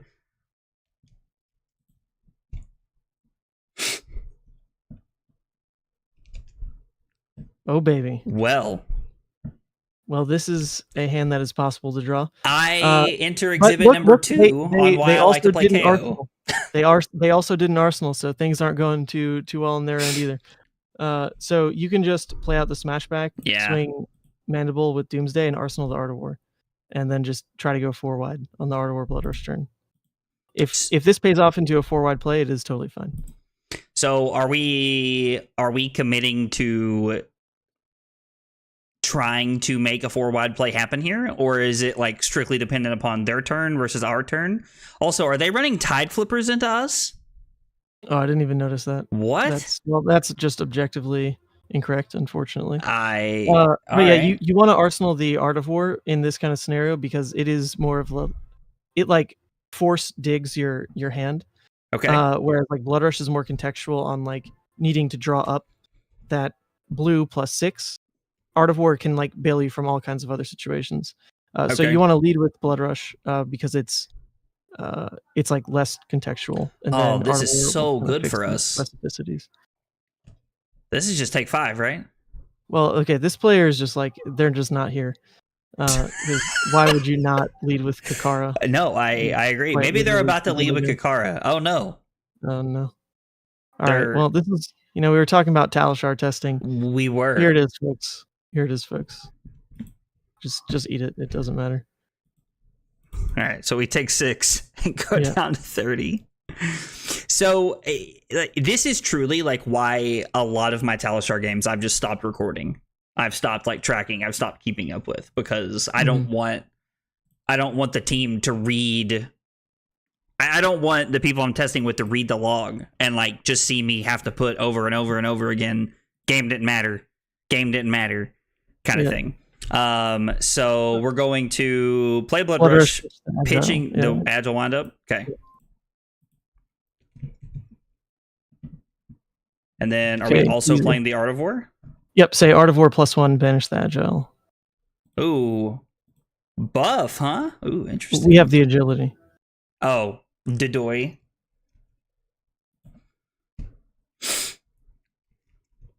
You said banish the windup? Yeah, the windup, yep. Okay. Of course. Lag? Okay, there we go. All right, beautiful. So is this Growl Claw Claw? Well, there's a world where you can Blood Rush again. Because you're guaranteed to keep a 1 cost and float 2, which is... Are we playing Blood Rush again? Is this... tell me about yourself, Ethan. If you draw another blue, then you're guaranteed Claw Claw 1 cost. Because there's redundancy on keeping like both these 1 cost. So if you believe you're drawing at least a blue. But can't we do Claw Claw 1 cost and then Arsenal the Blood Rush anyway? Isn't that like a more correct play? Because if we pitch a blue, we can throw Claw, and then if we pitch the yellow, we can throw the Claw, and then we banish the 6, right? Yes, but there's higher upside as on this Blood Rush also drawing an attack, because we have the agility going. So if we go like attack, claw, in this kind of scenario, there's like very little punish for it because we don't need to arsenal something that turns off Blood Debt. Okay. So we actually like don't need to make arsenal plays just yet. So high roll or no roll? Oh man, I love the chat. Well, okay. Not quite there, unfortunately. Not quite there. So to be fair, I asked you, do you believe that we'll draw blue? I never answered. I asked you. Obviously, you believe that we draw blue. Listen, man, like, dude, if you've ever watched me stream, then you know I'm just about it. Like, when we get to those decisions, like, there's no thinking. I'm just like, yeah. All right, so 8 go again, and then I assume we're going to pitch the Command and Conquer to the Growl. Yeah, for sure. Keep the go again. Because that'll be 10, and then we can arsenal the card that turns off Blood Debt and has go again. Mm-hmm. Yeah, the arsenal decision generally... Or I'm sorry, 11 because of the Art of War. Man, I never pick... I never have a hand that allows me to pick buff on the Art of War. Or let me rephrase that. I've never played the game where I've set it up in a way to where I could choose those modes.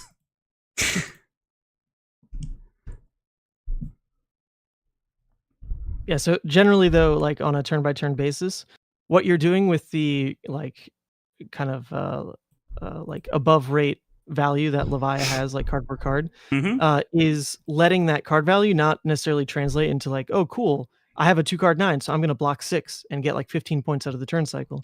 Generally, one of those cards that blocks 3 probably gets more value if it was parked in Arsenal and like played into another turn that not only pushes its aggressive rate but also turns off Blood Debt. So the more you can kind of make decisions around choosing your next arsenal to help craft your next hand, the more in control you'll feel out of a Levia game. So finding windows for that is generally like pretty key. Okay.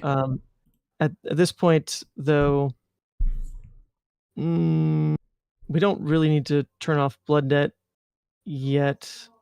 But still, like, we want to go wide with this hand because we have pressure, so I would just rip the Screamer. Yeah. And then we'll see how he blocks and make the decision on send packing or Endless Maw. And I would normally favor the send packing anyway, just because it's well, I feel like if you're going to play send packing, this is one of the matchups you want it in. Oh yeah. No, not against like Guardian, but like this is like when you want it. Yeah, you don't play it into Guardian anyway. Take the Hydra. But yeah. But if they'd like block 2 on the Dread Screamer, then we'll just throw the Endless Maw. Okay. They're showing us that like they don't want to play that hand. But now they're showing us they do want it, and they probably want it too much because this is not correct. But I was like, he doesn't even have a chi. There's no world that's correct. Nope. It's okay. I was like, no, listen. I was like, I've let Ethan talk a lot this game, but I can say confidently that's wrong. As someone who likes to play Ninja, that's just wrong. Yeah, check the graveyard real quick on what we've got. 3 misses, pretty good hits on the Shadow Realm though. Okay. Okay, so we have 3 misses. My gut tells me that this hand is block with beatdown, play smashback, throw the horror. No. I would at this point, like, we want to still lean into like a potential high roll, so I'm not going to block with the non-6. We still have like decent odds on the Shadow Realm horror to actually hit here. Okay. So I'd rather we lean into that. If it doesn't work, then we'll just throw the Deadwood Rumbler as follow-up, which is still 4 card 13, slightly above rate. Okay. It's fine. Valk, I think Ethan and myself are also very confused at a lot of the decisions that our opponent has made this game. It's been an interesting game from our opponents. It's okay. I would try to caution against ever calling the player bad, because I do watch some other people's content, and I do just cringe when they call someone, oh, this is a bad player, oh, this is a shitty play, blah blah. The more you do that, the more you open yourself up to like that player just legitimately like being new, coming across your content and just like hating everything about that experience. It happened to me once where I played a Dromai Mirror, and I was kind of joking about. Are we no blocking this? Yeah, no blocks on this. Okay. I was making some jokes during the stream about the player making like incorrect decisions, this, that, whatever, and called a lot of they were doing bad, and a lot of it was for content, because I actually lost, so obviously they weren't doing anything that bad, to be fair. But then that person came back in the comments and said, oh my god, I was so excited to play against you, and then I went back and like saw that this is how you treated the game. This like crushed me, and I've never felt more just upset. I was like tiny, like a horrible individual. Just a horrible person. And that was a dude who kicked my ass. So like imagine you are, a player like this Zen, and obviously probably not going to win this game. And running into a situation like that, it's just soul crushing. So I don't feed into that. No, I get it. But yeah, rip the Shadow Realm here, pitch the barraging. And we did not hit. Oh, you know what? I was too distracted at this point. We should have done the play where we block with. No, it's a little too late anyway. We wanted to block with the Hooves of the Shadow Beast. As like I see. Protection over this, because that's one of the beauties of Hooves, is you get to basically like override the Shadow Realm horror missing, because even if you hit 1, you can just like play your turn with expected go again. Right. And that's what we should have done on that turn, but that's okay. I was ranting. So are we just arsenal the Rumbler? No, Arsenal the Smashback. The Rumbler is not a card we really want to play out.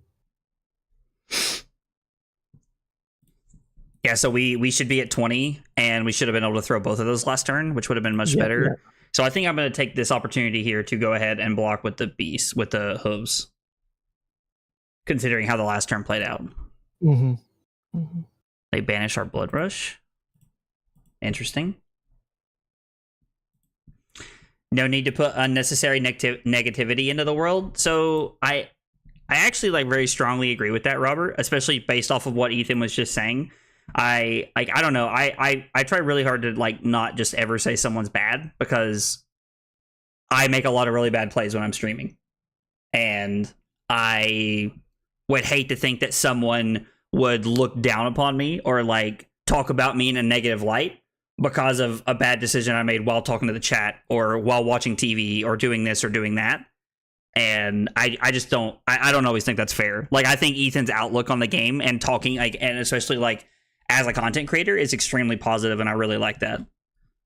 It wasn't always, and if you're a Viscerai player, I still would prefer you don't play this game. But for all other scenarios, yeah, I try to. Oh man, I hope you know I'm making so many mental notes that if I ever know you're going to be at an RTN or a ProQuest I'm going to be at, I'm going to bring Viscerai, even if I'm completely unpracticed. I'll turn around. You thought there was coverage that weekend? Joke's on you, bro. I'm dipping.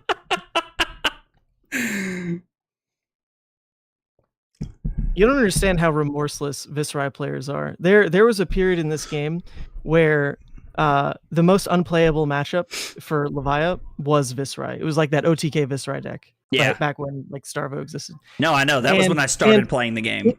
In that metagame triangle, the Viserai players already felt like they were the underdog because the triangle was like mostly Chain, Starvo, Prism, right? Right. And so if you're the Viserai player, you thought you had it tough. You thought, right? But if you were the Levia player, you have it way tougher than anybody else.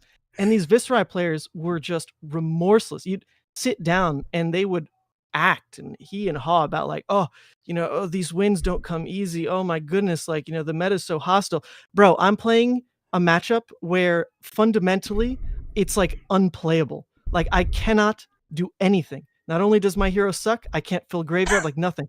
And these Viserai players just they just milked just that matchup. They had a great time, and at the same time were just overly mean about it. Every Viserai I ran into in that era, everyone, just like they really thought they were the underdog. That's just not true. It's just not.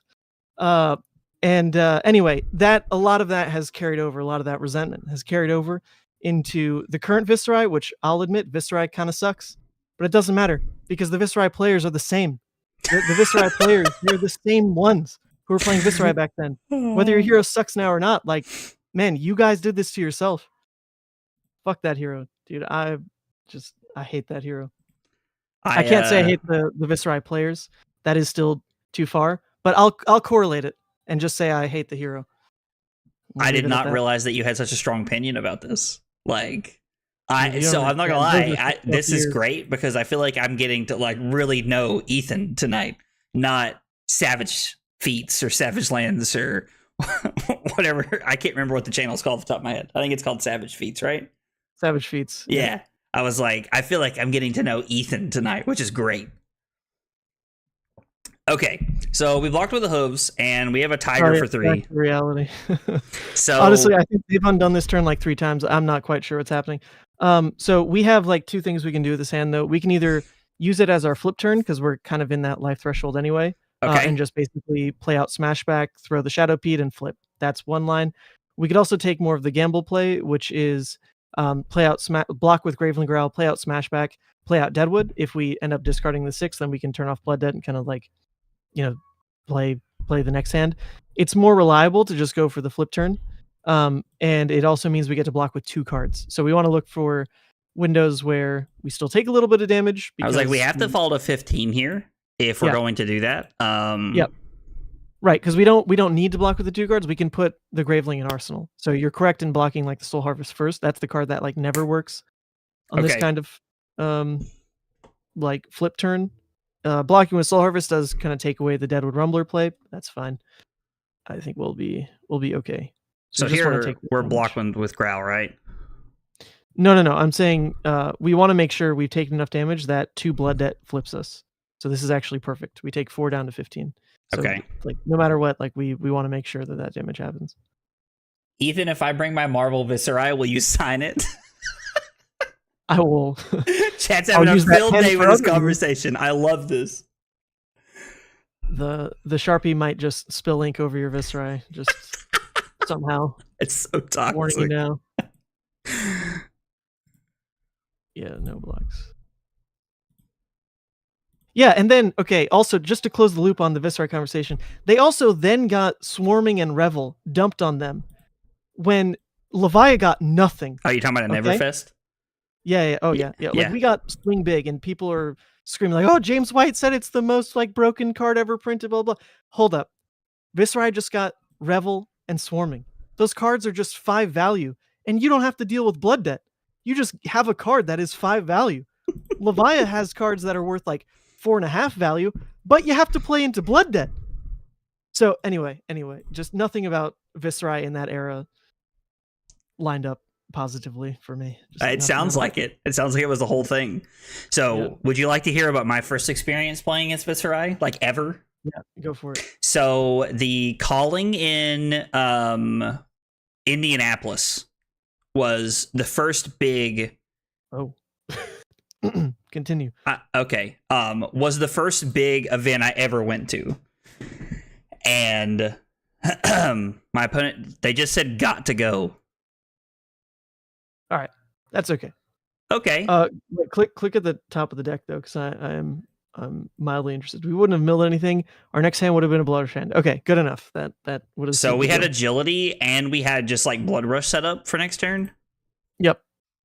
And with this kind of play, we're flipping with Husk still up, right? So it's like guaranteed tempo advantage into our flip turn. Right. Because our opponent, like if they keep cards to swing back into us, like we just Husk it no matter what, right? I was like, we just Husk anything, right? Because we know we're going to lose it. Yeah. Okay. And then that kind of guarantees we get a full card keep, basically.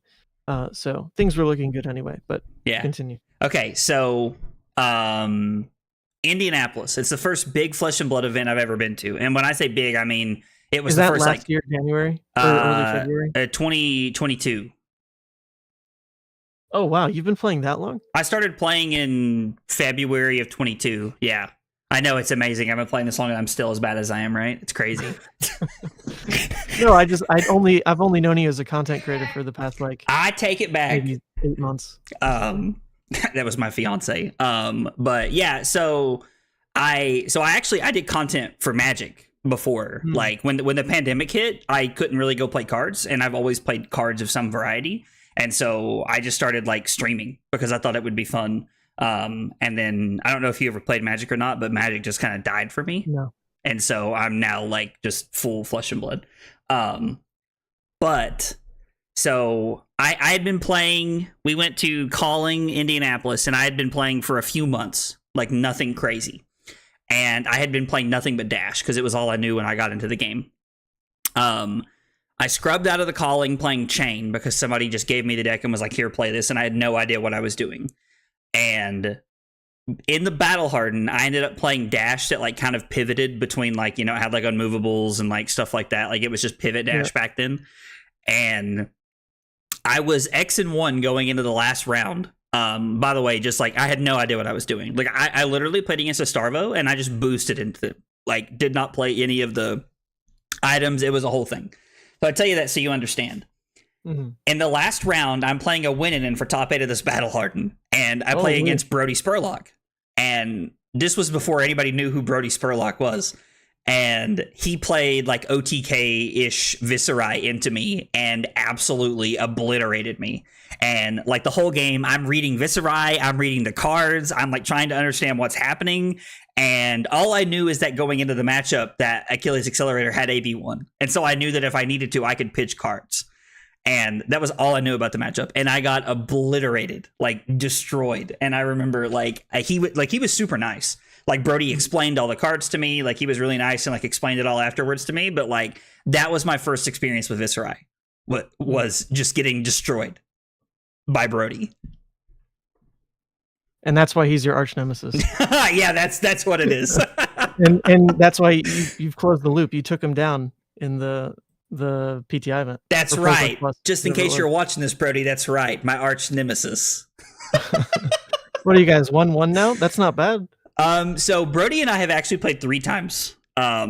We played at another Zin. Yeah, this guy's in the chat. He wanted to play, so this is good. Oh, really? Yeah. See, dude, you're here. First, so like, normally I'm like hyper chat focused, but like, man, you're here. I'm like focused on talking to you. So Brody and I played then.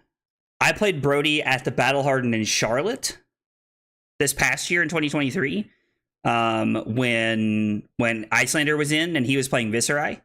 And I was playing Icelander, and like that, I think that was just too favored for me, and I ended up winning that game. It was a close one, but I ended up winning. It was like a couple of back-to-back channel like stand to win the game. 2-1. Yeah, I'm 2-1 into Brody lifetime. That's right. I think I'm 1-2 into Brody. Unfortunately, I think he got me.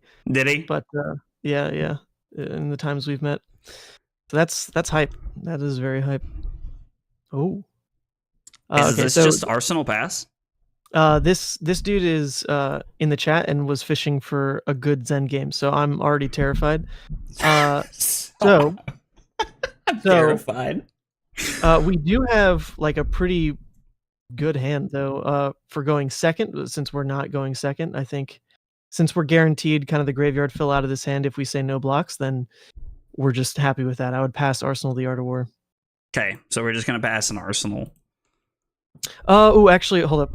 In Arsenaling the Art of War, we could also Arsenal the Savage Feast just to make sure that that's what leads our turn.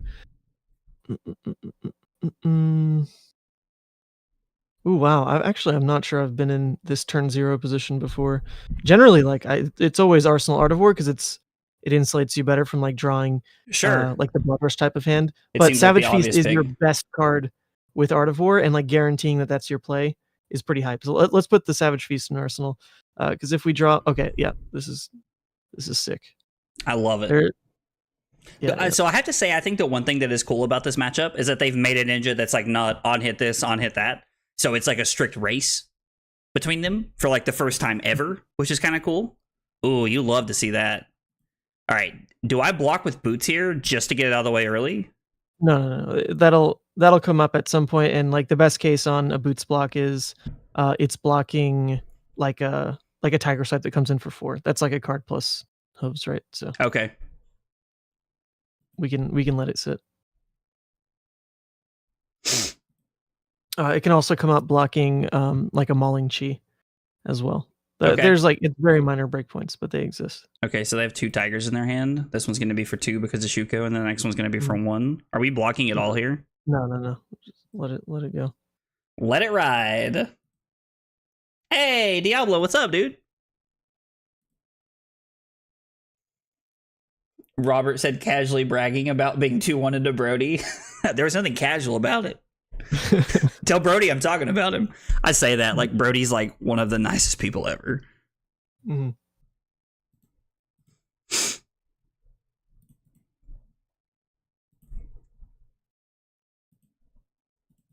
All right, so we're just taking it all. No blocks. Yeah, so they had a 4-card 11. Is it, like if you look at it that way, 4-card 11, we absolutely can trounce that. I'm fine. Oh, we can trounce that? I see what you did. I like that. Those are the jokes I'm about. Yeah.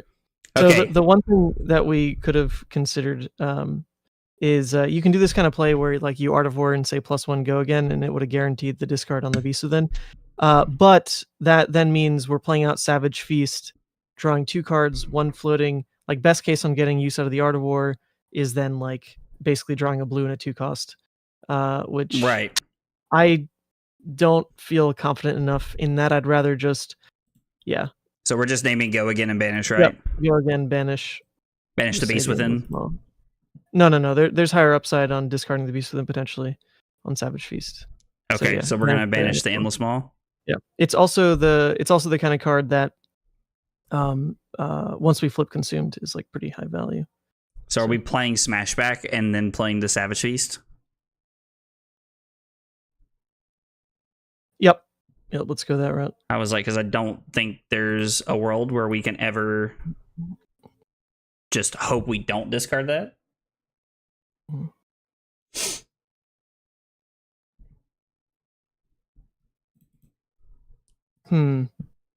So, well, we kind of got the claw play off, but the Beast Within an Arsenal is like not really conducive to how this game's going to work. But we are guaranteed to have agility into next turn, so keeping a blue just means that we get to swing Beast Within for a 2-card 6, which like I don't hate, because the best rate our hand is getting is like pushing the 2 claws because they go again. Yeah, so I think it's fine.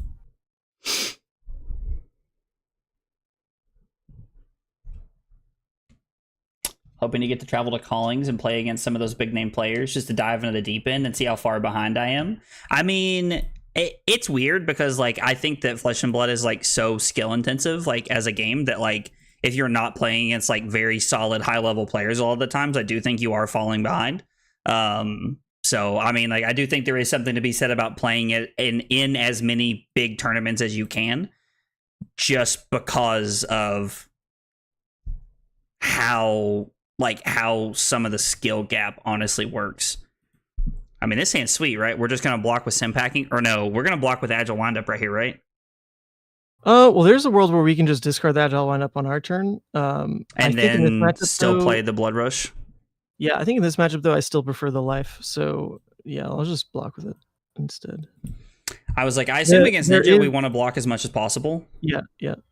We also do have one shuffle in the deck, so those kind of micro decisions do matter. So now we Blood Rush pitch the Send packing.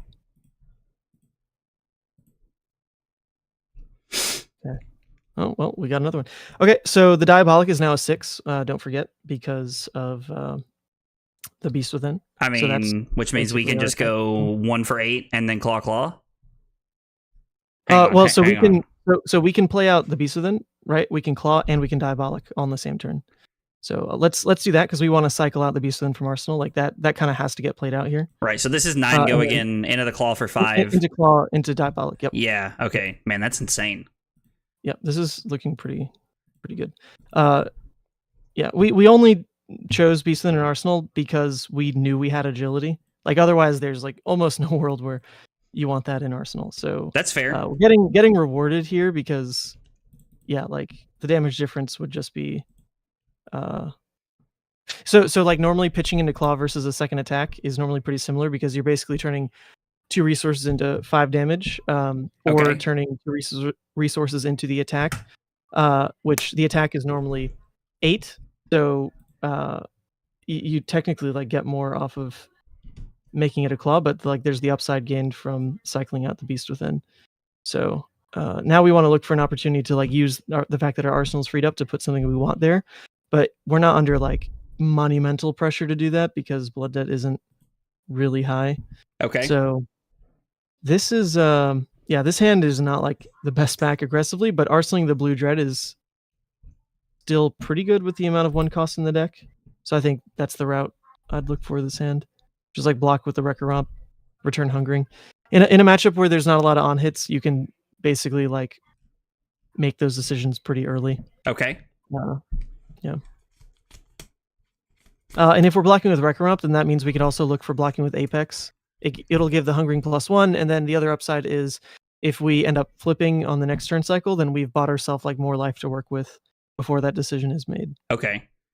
So are you going to would you try and hold out here to block with the Apex, or would you just give Wrecker Romp and the Hooves here? What was the first chain link? Was it another 100 wins? It was a blue 100 wins. Yeah. Okay. Well, yeah. So we don't really care. This hit effect is still not really relevant. Yeah. I mean, there's no on hit effect here. It's just a combo. So should we just take 4? Or should we block 3 here? Like, are we holding out for something that has potential hits? I would not block. Nope. Okay. Guys, I promise you, and I can say this with wholehearted honesty, if I am playing Victor at Nationals, something went wrong.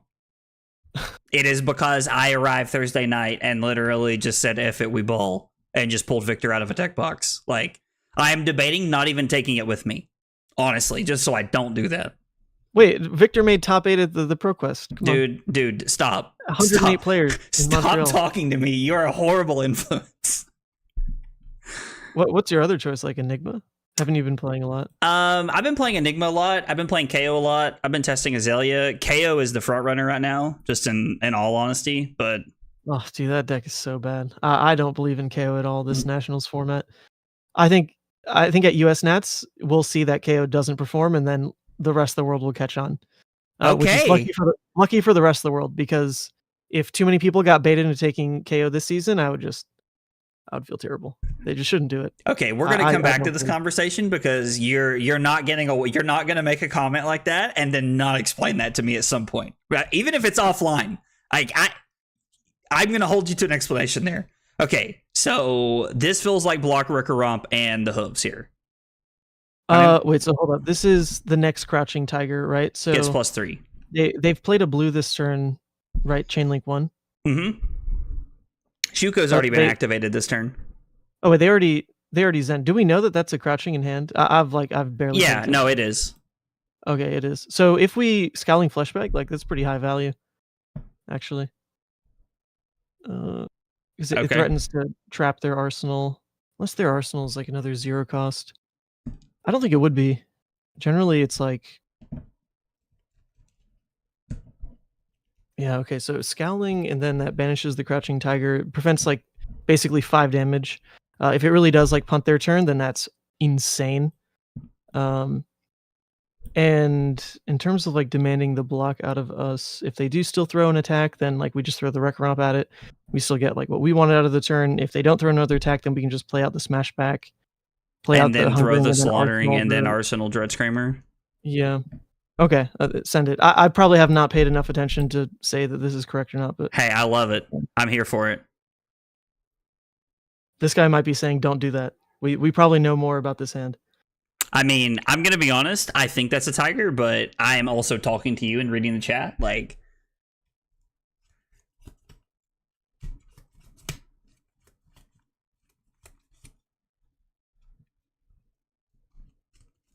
I only remembered scowling after putting the attack on the stack. I was just praying. Yeah, I was pretty sure that this is like safe. Okay. That's hilarious. In this matchup, like generally though, you need to be so particular about scowling because this situation does come up a lot, where you have the ability to like trap a tiger into next turn. Oh, we whiffed. That's fine. It's just 2 blood debt. That's not the biggest deal. It would matter more if. All right, this is his turn. Well, it's his turn, but one of his cards in hand is a tiger, so it's like not actually a 6-card hand. We'll see how much we still hate what's coming to us, because unfortunately, scowling's like the only interaction we really get. Yeah. My plan is to play Zen and just dodge Kano and Illusionist. I mean, listen, sometimes like people laugh and people can say what they want, but sometimes like you got to play the gym lottery. Sometimes is how it is. All right, I will note here. Oh, that's terrifying. We need to make the decision pretty early on as to whether or not flipping is even capable. Oh, sure. We have 9 block in hand. We've got Hooves, we've got Apex, Carrion Husk. We could also go for like a Dread Screamer, or not Dread Screamer. We could go for like an Art of War defensive play, like block from Arsenal and banish or something. But let's see. This is an Art of War turn, so this is coming in for 2, 5, 6, 7, 8, 9, 10, 11, 12, 13, 14. I would say we're probably looking at, I'm counting like what, 14, 15 guaranteed, and then like 2 unknowns. Probably another like 8 damage there. Then we have what, 4 life to work with, plus 9, 10, 11, 12. 18. I actually think we can still flip this turn. I believe. I believe, he said. Yeah. No blocks on the Descendant. All right, no blocks, he says. Block with Husk, obviously. Yeah, I was like, this feels like as good as Husk is gonna get. And then the only Breed thing Anger that would makes buff sense. higher is like the Mauling Chi, which is it is possible, to be fair. So maybe this is premature. So while we have 2 more points of life we can give up this turn. Oh wait, that's true because it's spread across the Crouching Tigers. Okay, maybe we did this math wrong. Block with the hooves. Or wait, no, sorry, because I was like, should we not just block with the Bonebreaker here? Yeah, block with the Apex because that's the Shuko one.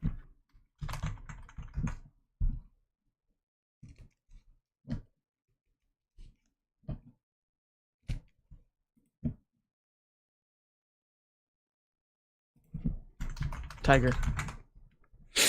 Yep. I always love when there's like a pause there because I know that people are genuinely thinking, what did I just play? Like, how can we get back to this? I was planning out the turn and the undo fried my brain.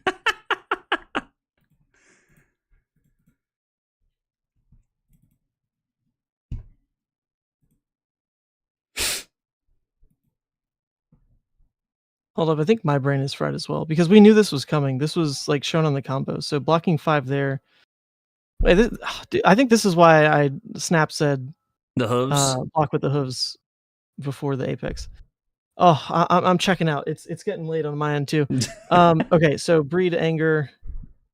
I mean, I think the flip is actually ruined though. Aren't 2 of those tigers, or he banished a tiger off Art of War, so maybe only 1 is a tiger still. Yeah, we know that he has one tiger he can play because he just created one, and he has not played one. So he had one from last turn, and then so we only know that there's only one tiger and it's over here. We don't know that there's one in his hand.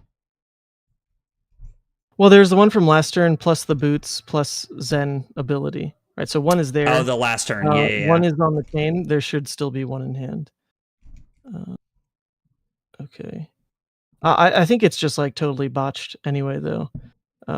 Unfortunately, taking the 2 blood debt is like going to come up in this scenario, where that is probably the difference.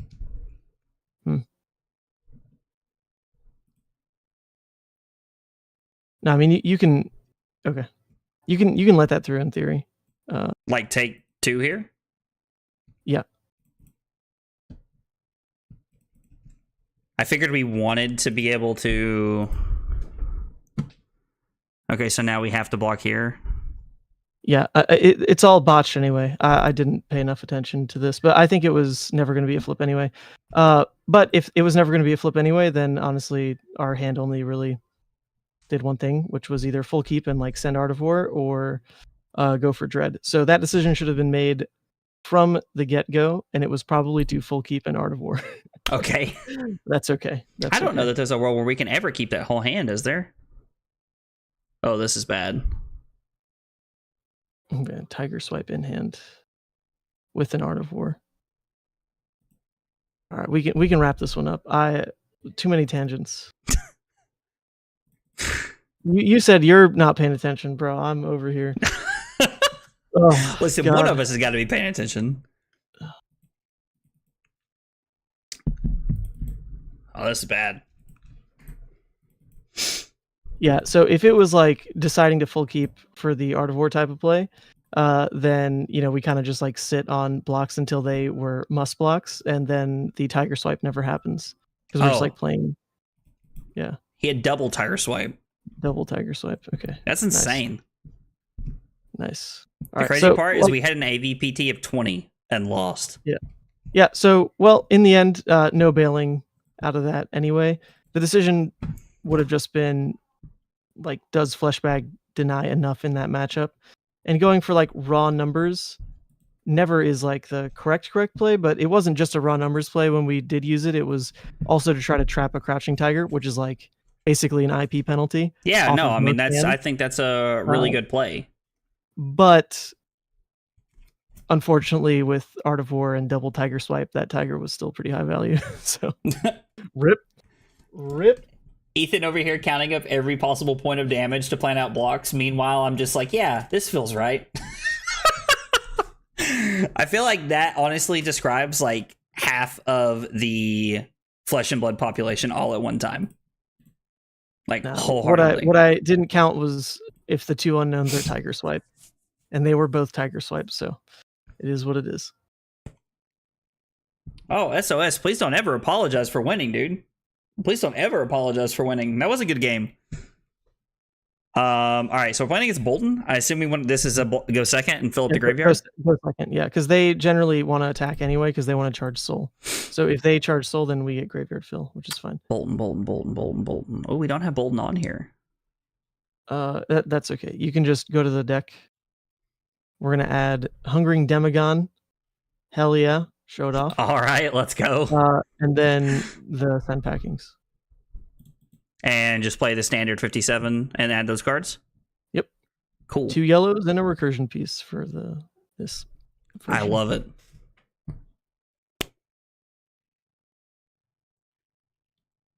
Okay, the combo Bolton. This is generally like a pretty free matchup, but we'll see.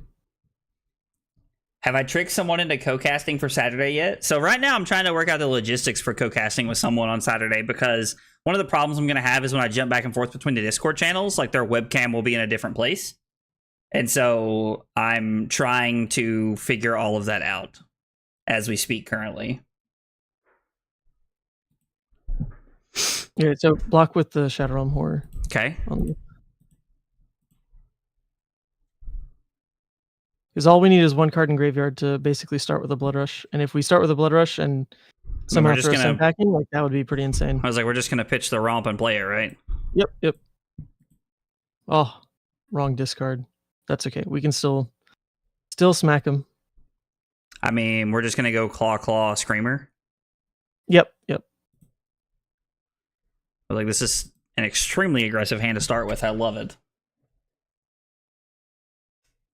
Are you not going to get to play, Trent? Are you not going to play in the Talistar tournament? Are you? I was like, you got to work or something on Saturday, man? Well, no, you don't have to work on Saturday. You're an accountant. Accountants don't work on Saturday. Ethan, if you're not busy Saturday, I'm going to extend that invitation to you to come play if you want to. What's happening? Why are they blocking 6? What's happening Saturday? Every like 2 or 3 months, I have like a Talistar tournament, like, and it's completely free to play in, and it's just for people to come and hang out. And like it's just like CC, and like we play, and there's some prizes that I've got that I give out to the people who win, and like we cut the top 8 and stuff like that, and I stream the whole thing. Wait, is it like what time on Saturday? It starts at 1 o'clock Eastern time. Interesting. I'm not entirely sure. Yeah, I have a dinner party on Saturday, but I don't know what time it starts, but I also have to cook a lot for it, so I don't think I can make that one, unfortunately. Ooh, they just passed. No, I mean, dude, no worries. I was just inviting you. Would feel rude not to invite you.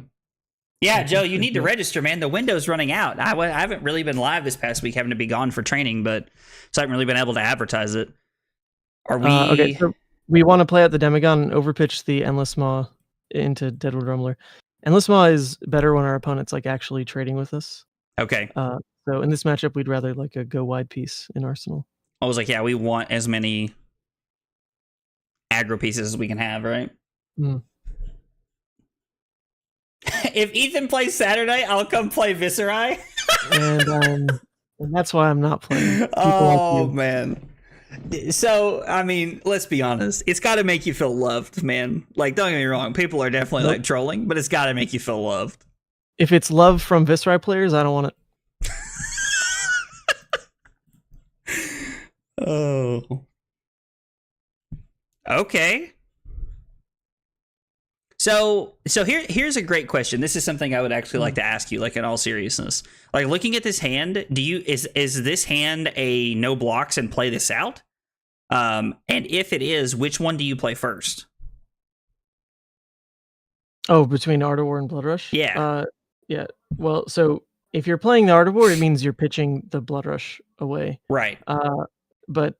So if you're like gonna lead with a yellow pitch on one of the two, it is generally better to like have that be Art of War, but in the same time, like for this matchup in particular, slamming Blood Rushes like pretty much is low punish because you're like really not fighting over keeping those hands, and more damage, regardless of kind of the rate of that damage, is just what gets you to pressure the fact that like they need to keep a large hand in the end, right, for their combo. So okay, I would just slam the Blood Rush.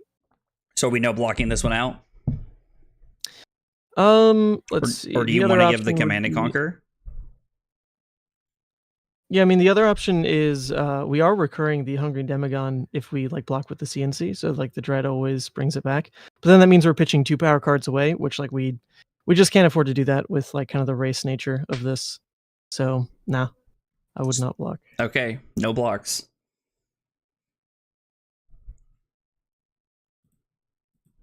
Like this matchup is not a second cycle, like not even close. It's just, do they get to keep their combo? So we're just playing Blood Rush, right? Yeah. Okay, easy. So we just claw, shadow, Blasphemfet. Easy. And save the Dread Screamer as like a Zealous Belting for next turn. Okay, yeah, sorry. Yeah, as a go-again piece, yeah. I have played too much Guardian over the last 6 months. All good. Yeah, the shadow like gets us a little more graveyard fill. If it hits, cool, we'll just like trim out something pretty irrelevant like a Deadwood Rumbler, because we already have the Hungering Demagon in So you would go get the Demagon here? If it wasn't over here, would you go get it? Yeah, that's your recursion piece for the matchup. So generally like Shadow and Blasphemfet is just, it's a second copy of the recursion piece with like more synergy around your deck, because the recursion pieces normally. Oh, okay, wait, hold up. Just discard a Beastman, which means we're drawing a card, which if we draw a resource card, then cracking hooves for another 8 damage could be pretty valuable. So if we want to increase the likelihood that we draw a resource card, is that even worth it? Ooh, that's interesting. So you know what we could do? Oh no, this is banished from your hand this turn. No, that's banished from hand. No, never mind. Honestly, I would just get rid of yellow Hungering Slaughter Beast. It's like pretty much the lowest. Are we cracking the hooves here? I would turn it on, and we'll just see.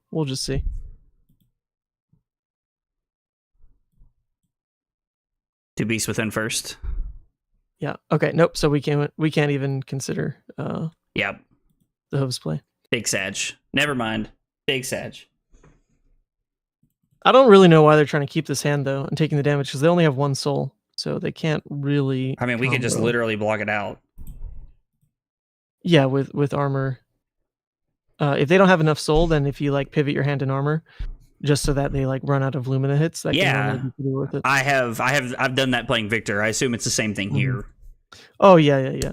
But if we don't have a lot of blood debt, then like making that play is like more likely to win us the game than just like playing the turn and not taking blood debt. But That's like, we're fair. at 2 blood debt, so if we pivot the hand on block, easy. I don't know why they would keep that hand. Like they can't. Also, this hand blocks really well. No. Yes. Which is interesting because it's not guaranteed. Like, I mean, I feel like I've always like in my head, Levia does not block well. Like that is like how it like sits in my head. But I think that's less accurate than I thought it was. So Levia blocks when, first of all, if your hand just like naturally drew that way, Levia blocks. Levia also blocks when your arsenal is looking for like a very specific piece. Then you get more room to like block with the cards that just don't work so cleanly. Okay, so let me share my thoughts before you say something here. Mm-hmm. So considering how they charged, they obviously kept the hand they kept because they wanted to get the spirit into play. I don't think they have massive combo here. Well, if they have double Lumina, then in their head, like this looks like a good enough hand to full keep. I mean, we do just kind of beat that with armor. So my gut tells me to block with Endless Maw here. Mm-hmm. And then my hand is Dread Screamer Marauder into Arsenal the Endless Maw. Yep. I mean, that's like the normal play pattern. If they end up going for the Lumina style play, then we'll change what we do with the rest of our cards, but it's still pretty flexible. So I like this. Yeah. Ashley's gotten on the Enigma train, which means I need to buy a bunch of cards I never considered buying before. Illusionist cards are like more expensive than like other cards for some reason, and I don't know why. Oh, what? Jesus. Okay, we've run into another a Talishar gamer. I mean, listen, dude, we're 1-3. We take the wins. I don't stand by that record. Well, one of those games. That record isn't on my screen. I don't know what you're talking about. Oh, I see. Well, you guys saw how fast Ethan threw me under the bus.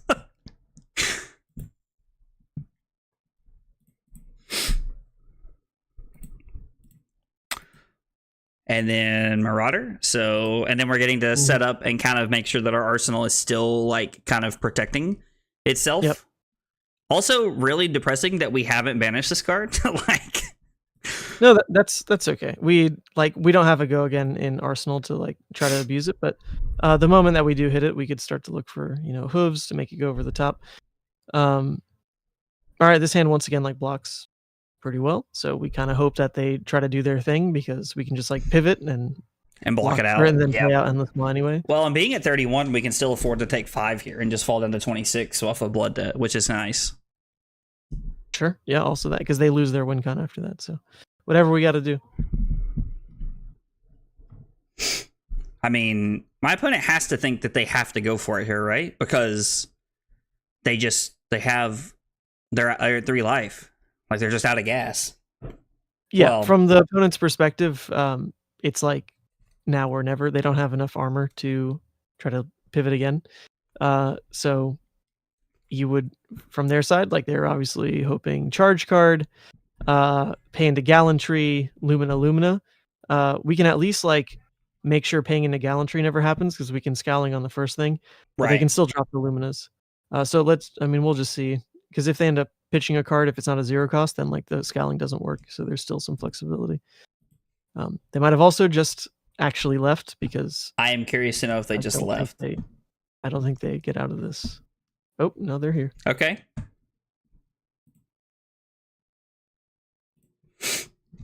I just always like to make sure. I am a big proponent of, if I'm going to leave the game, I concede always. Just because I get really frustrated of having to sit there when people rage leave. Mm-hmm. No, I'm petty about it. If my opponent is like spamming undos, I'll sit there until they get bored. I'm fine with it. I've like sent screenshots to like PTV Void, one of the guys behind Talshar before. I was like, you need to ban this guy. He's a Viscera player. Bro. And he's spamming undo on me. Oh my gosh. Am I considering playing Levia and Nats? So, honestly, Electrum, the short answer to that is no.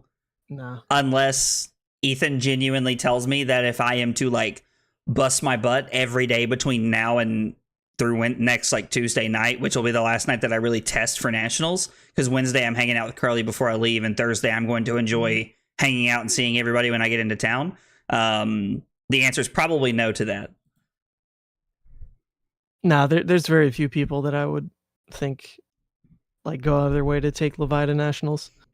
So Ethan's telling me not to do that. Yeah, I would not think you were one of them. I did not wish you to be one of them as well. So what's that supposed to mean? Just do your thing. Am I not cool enough to be a part of your like little cult there, Levia boy? I don't know. You got the cold foil tokens or what? You swagged out? Bro, get out of here. Dude. No. It's only $5 on the Patreon. You get cold foil tokens. I have the drip for few things in life. Okay. All right. So do we block Fleshbag here to play around them just having it? Well, so Fleshbag doesn't really protect from the Luminas, right? Because they can spirit at instant speed. It protects from the gallantry, but actually they could have just paid into gallantry to begin with. Yeah. So no, I so maybe we just block with Beast Within? Yeah, well, so I mean, if it's like actually the triple Lumina, which would be like pretty hilarious, then I think we still just like play the game and win, rather than like being able to fully block it out. So yeah, just give him a card.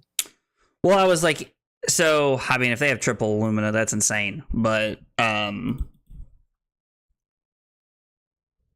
I mean, the good thing about this hand is that if we need to, we can block with Slaughter Beast, okay. Wrecker Romp. They didn't play around Fleshbag. that's okay. All right. You know what? We should have made the assumption that they. Yeah. Okay. They could have done that first. That's okay. We still should win from this position. I mean, we can just block this out, right? Yep. So the first one just gets Husk. Yep. Seems pretty free. You'll love to see it.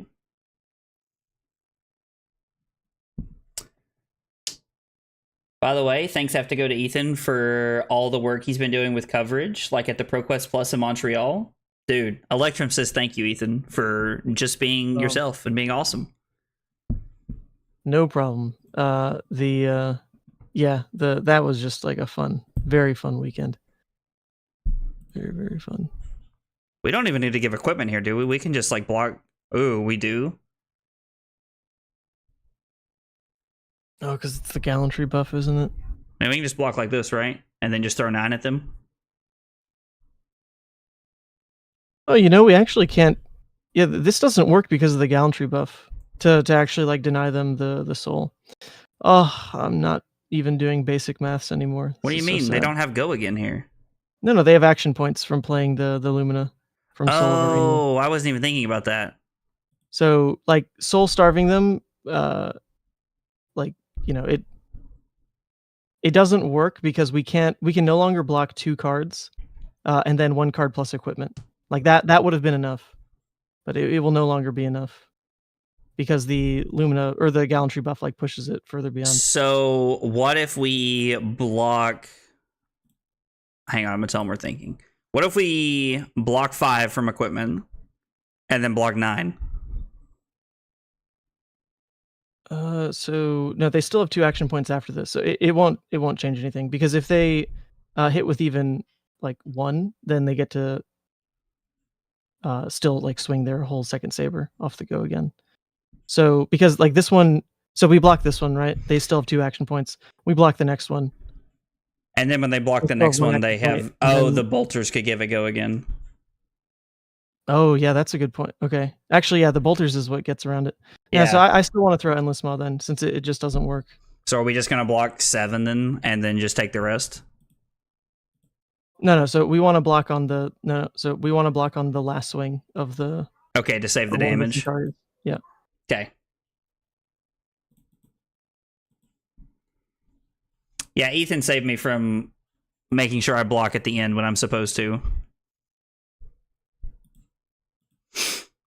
Yeah, so this is the last swing of that saber, so now you can block. Okay. No. I mean, never mind. We can also block on the last one with the next one, right? Yep, sure. It's like it's just kind of always there if we need it to be.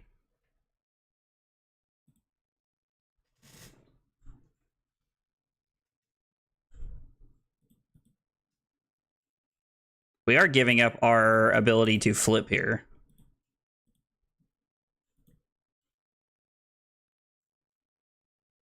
What? I'm just waiting. They're gonna undo and give it go again. I was like, I'm just waiting because I know they're going to. Yeah, and actually, we don't have to give up the ability to flip because it can still be armor block into, like 1 block or like 2 card block. They only take 1. Go to 14. I'm gonna hit pass in case they're doing that. Remembered I have Prime, so enjoy some Bezo bucks, dude. Let's go, Electrum. Thank you for that 2 months of Prime support, brother. I really appreciate it, man. It means a whole bunch. I have no idea what our opponent is doing. Dude, I'm not loving this run of games. I'm failing at my coaching duties. I apologize. Dude, you're not failing anything. We're getting exactly what we. Okay, here we go, dude. I'm like getting exactly what I want from hanging out with you right now. This is great, dude. Chat's loving it. I'm having a good time. Are you having fun? I'd be having more fun if we were winning, but Levia requires like a very clued in pilot, and that is not me, and it is not you right now. So, brother, it's okay. not me when I'm paying attention, okay? Like okay. So now the choice would be like, do we really care about flipping consumed in this game? And I would care about flipping consumed this game. Okay, so we can give 2 cards and hooves, and or no, I guess we would give all equipment and then all cards. So if we want to flip on the exact next turn, which is like what we're looking to do, we either keep 1 card to swing claw, or we just like pass, which is like both are kind of fine. I don't think there's a world where we can keep a card here, brother. There's another attack coming in after this. Yeah, but it's some combination of like equipment and armor can still protect the life. You can absolutely keep a card if you want to. I'm not saying we should, but you can. So what would you do here? Equipment. So they've got 2 more swings, right? If we block with any cards now, then they've got this swing and 1 more, right? Yep. If we block with any attacks now, then one of the buffs will carry over into the next turn. I actually don't know if that buff will stack again. Like if that same buff. Read Centauri. What does it say? Defended by an attack action card gains +1 until end of turn. Yep. I think that would count if you defend again. I'm not sure. I've never actually went into that. I think so. I think it does actually. For the blood on our hands turns. So if we block 5 with equipment here, and then I can give Dread Screamer and Slaughter Beast take 1 go to 14. Well, so the one that I'd want to keep up is Fleshbag, so that we can give a card plus block with equipment, and what does that do? That pushes it to 7 we take 1 to 14, but then their next attack is still 7, right? Yeah. So we have to give the Scowling no matter what. Interesting. I guess if it pushes it to 8, I mean, this will answer that question, and then we're blocking 8 anyway. Right. I'm intrigued. And they did not give go again. Okay, well, that is incorrect. Okay. No, opponent. Just hit undo for them. This is taking too long. I'm losing it. He said I'm losing it. Okay, so we block like this. There you go. Yeah, so actually this should have just been the don't block with hooves and Apex hungering Scowling, because we have to give the Scowling no matter what. But that's okay. Yeah, okay, so it does go to 8. Okay, interesting. Yeah. Well, so we did this for science, but the correct block is Scowling on the first one, not hooves, just to deny. Well, actually, does it change anything? One hit was always getting through, I guess. So if we give card, Bonebreaker, and Fleshbag on the first one, and then 2 cards and hooves, we're taking 1 no matter what.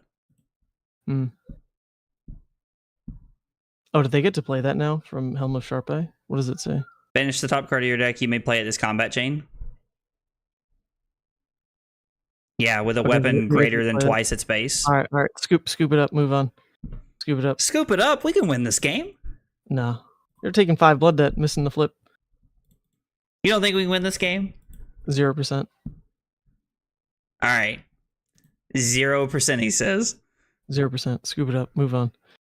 Dude, I'm not happy anymore. We're losing it. There's too many Viscerai players in the chat. There's too many. It ain't happening. All right. Okay. All right. Here it is. We're locking in. Ethan's here for this one. Ethan's gonna lock in, and we're gonna obliterate whoever we play. Oh, maybe. Okay. All right. Locking in. By the way, you scowlinged an Art of Tiger Body, not a tiger, which prevented functionally 6+2. So we blocked 8 basically by blocking with the scowling, which would have actually just been better next turn. All right, so we're gonna go second against Bolton. All right, so against Bolton, we run all the usual suspects, and you said we bring in the Send Packings and the Demagon, right? Oh, the Demagon. Yep, let's go.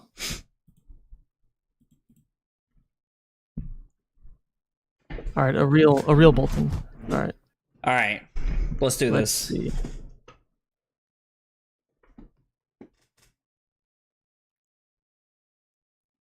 My guy missed the Bolton react 3 times, then outsmarted the best Levia player in a coaching session. Oh man. No, the sad part is we absolutely stumped the turn if we just use Fleshbag. I assumed the player must have had a play that is not susceptible to Fleshbag. Otherwise, why would they not Gallantry first? I love the chat. But they didn't have a play that was immune to Fleshbag.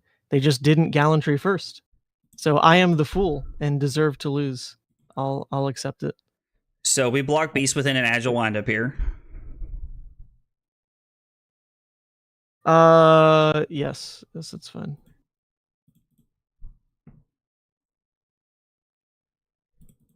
And then if they okay, and then discard the Agile. Let's go. And so now if they decide to, or no, they don't have any action points. Yeah, you'll love to see it. You'll love to see it. They didn't Gallantry first as a psyop, bro. Yo, Mr. Chips with that 4 months of Prime support. Dude, thank you so much, man. I really appreciate it. Guys, thanks for all the support tonight. I appreciate you guys being here and hanging out tonight. What is this? Oh, baby. We're really playing Levia tonight. Oh, God. Yeah, this is when you clump your blues, which is why playing more of them is normally so scary, but nope, even at 20, we've done it. So is this hand just play Smashback and then pitch Doomsday to play Rucker Romp? No, there's more upside in potentially going for Claw okay. after the agility. So I would just play out Wrecker, pitching the Doomsday. And then depending on what we discard, we're either going to play the Smashback Or pitch into claw. Yeah.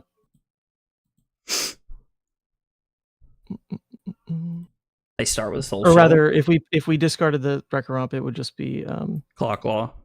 yeah, claw. But we're still just gonna play Claw here, right? Yeah. There's nothing else to do. I was like, it was like you never arsenal this card, right? Like Wrecker Romp is like, yeah. No. All none of those cards were like ideal arsenals anyway. The Smashback is the only one that's like maybe arsenalable. Okay. Like I mean, well, it is a good arsenal target generally. Not maybe. So they pass. Okay, interesting. So I'm thinking that we can overpitch to play the Demagon and then arsenal the Marauder. Yep, that's good. Because this is like a you have to block it kind of card. Yeah, I mean they could also just like lose one soul. I mean, I feel like this card is the kind of card that gives your opponents the decision to possibly make a mistake and put you in a better spot. Okay, sure. They'll let it eat soul. I'll take it. We love to see it.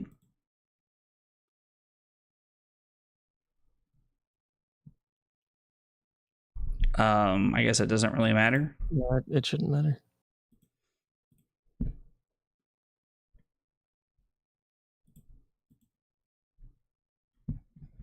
Okay, decent trading hand for the Endless Maw play. Let's see. Light the Way cares about what, hitting go again? Yeah, if they put a yellow card in there, which they did, they put a V of the Vanguard in there. Right. It's already higher than base though, but since they lost a card on Soul, maybe it's not that bad to kind of try to force one more out of them from this point. So do you think this is okay to block Beast Within and Bonebreaker here?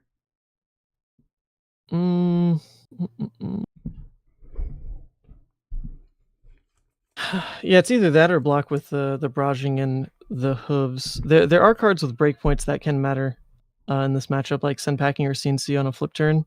So would you rather give the beatdown on the Hooves here to play around to force them to... We get to save Bonebreaker for a better turn? Yeah, like I do want the soul out of him here. There's enough on hits where like armor does matter, so this might hurt a little bit, but Hooves can also be something we use early, so I don't mind just using it. Okay, speaking of armor.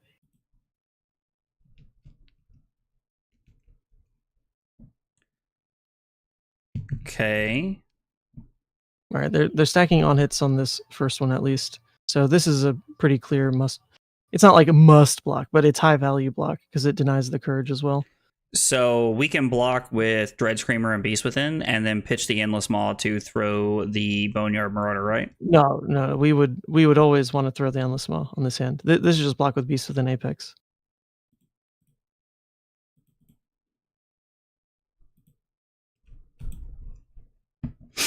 Yeah, like so they're gonna end their turn with, in theory, like one soul if this does hit a light card, which is fine because like so we go to 36, they go to 35, and then they have a soul and an arsenal. Yep. They're not like ahead on soul. They're basically like at that break-even point, which is fine. And then we're just going to throw this for 10. Well, I mean, hopefully 10. I was like, I don't even know if it's possible for us to miss, but... Yeah, there were only 2 misses. It's all fine. The highest ceiling in that play is like banish the Hungering Demagon, and then we can look for potentially keeping a blue for Hooves of the Shadow Beast into Demagon with the Boneyard Marauder Arsenal, which would have been pretty high. It's the kind of thing that can line up. But, and they blocked 9. Interesting. That's okay. We drew a go again hand. Not a great one, but it is fine. I would block with the Savage Feast. Savage Feast and... Yeah, I think we kind of do want to fight over the soul game. I'm okay with giving the Apex. I was like, I think with how it's like with them only having one. Yeah. Exactly. Yep. With it only being 1 right now, I think we want to just keep making it hard. And then we're gonna pitch the Rumbler to play the Dread Screamer, right? Oh yeah. This is just a 3-card 10. Well, effectively 11 from the might, but And leaving it at 2 misses in graveyard. And are we just throwing the Marauder, or are we going to throw the Growl here? Oh, let's throw the Growl, because the Growl doesn't turn off Blood Debt, and like we're... And actually, we don't have Blood Debt. That's fair. We've banished, but we don't have Blood Debt. So that's crazy. There's a world where like the Boneyard is worth a little bit more to try to like clean the graveyard for Shadow Realm Horror, but it's super marginal there. Okay. I don't... yeah. So this card does not have 6 power, right? No, like for the purposes of Blood Rush? No. It's not a 6 right now. So we just... yeah, so I would just block with the Barraging Beatdown on this hand. Just because we're kind of forced to crack hooves. Like Boneyard into Diabolic, Arsenal the Blood Rush is fine. Like there's just not... yeah, there's just like not a great way to play the hand otherwise. I mean, this is still a fine hand. Like we go down to 29. Oh, they have something else they want to follow up the Raiden with. Interesting. That's okay. Spirit? A Snatch. I haven't seen that card in a while. There's like no decks running that. That's actually a pretty high value Husk. 6 damage and denies on hit. I was like, I would just slam it. I was literally getting ready to ask. I was like, is it stupid for me to think that I should just reach for the Husk here? Nah, that's high value. They stack the hit effect on the 6. I'll take it. And they're gonna be hard pressed to find turns like that because they're not on Tunic. So like they kept cards inefficiently for that kind of play. We do break the hooves. We gain an action point. Still haven't banished the Hungering Demagon. Bro, Sag. We can't catch a break. It's okay. Obviously, I have a flair for the dramatic, but... 3 card 12. The sad part is the graveyard is kind of all over the place now. 4 misses. And oh, yeah, because Offering is technically a miss. Yeah, it'll be a miss if we hit only misses. It's a hit if we... for like Shadow Realm Horror, if we hit other 6s. Okay. But honestly, that's okay because we don't have that much Blood Debt and we're like kind of ramping up into a big push turn, right? Well, we were. All right, from this position, we just block 6. Just block with Sun Packing, Barraging. We'll just 2 card 7. As long as we hit 1/6 here, then it's fine. There's also a ceiling of like we hit 1 cost on the Shadow Realm. That'd be kind of nuts. So you don't want to play the Blood Rush, just to confirm. No. You want to throw the Horror, right? No, they don't have enough hit effects. Like, okay. Wow. This is still overall. It's better that this happens now than later. I mean, that's fair because we go to 27 here. Yeah. Still unfortunate because this is like 3-point swing. It would have gotten +1, which is sad. Yeah. And we wouldn't take 2 damage, which is even more sad. I mean, I was like, 3 points is like, I mean, that stuff adds up after a while. Like, yeah. But after a while, I mean, it feels like when I'm playing Levia, like 1 turn. It's okay. They will not present lethal, and we will slam them. So let me ask you a question here. Is this a turn where you would consider just throwing Fleshbag just to throw it, and then just trying to like run them over? So let's see. They charged a card. Then this turn, in theory, will just be like Raiden into... ideally from there and like 2 more things. Or they just inefficiently end up like pitching a card somewhere. They full kept though, so I'm like a little more worried than normal from this kind of Bolton hand. Sure. So I think it's an okay Fleshbag. I think it just kind of guarantees that we stay ahead enough. That that we just like don't give up our momentum. I was like, and if they were trying to end the turn on like a Lumina hand, then I think that we're also like buying ourselves just a little bit of extra room potentially. I mean, if we did intimidate the Lumina, okay. Was it double Lumina? Did you have double Lumina? Oh, I bet you did have double Lumina. I bet that's why they kept that hand. I mean, this feels like no blocks here. Yeah. Just we can't block on this. So we go to 21, they go to 9, and then we go to 17, they go to 10. It's fine. They definitely have a ton of equipment, but they did miss on one of the Lumina hits. Or no, did they? No, they just spent one on the go again. Okay, yeah. So we have to lead on the Art of War, or we have to pitch the Blood No, Rush, no, or we have to pitch the Art of War to play the Blood Art Rush. of War to Blood Rush. Yeah. Okay.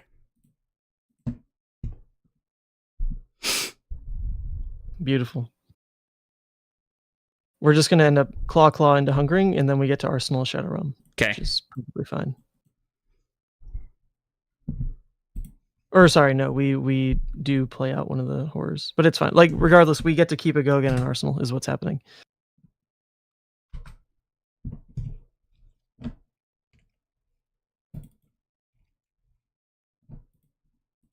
Surprised they didn't just like block with balance in a card and then draw and then filter after they saw the extra card.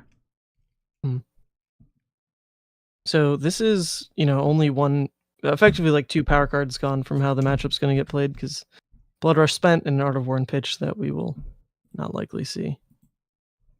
All right, we turn off Blood Debt, and this is 9. Nice. And they're going to give up the house here. Are we going to resolve? I would be surprised. I doubt it. They could be cracking balance here just to get like a charge card for them to still play like an effective 5-card hand. Is something Boltons can do. Okay. But, yep, okay, so here we go. So rather than use it defensively, like they're trying to go for one more 5-card push. Yep. We will normally be able to trade down, well, like, blue and a 1 cost means our turn is like pretty cracked, which we do have, but we even have a Blood Rush hand, so now it's like really trying not to block on our end.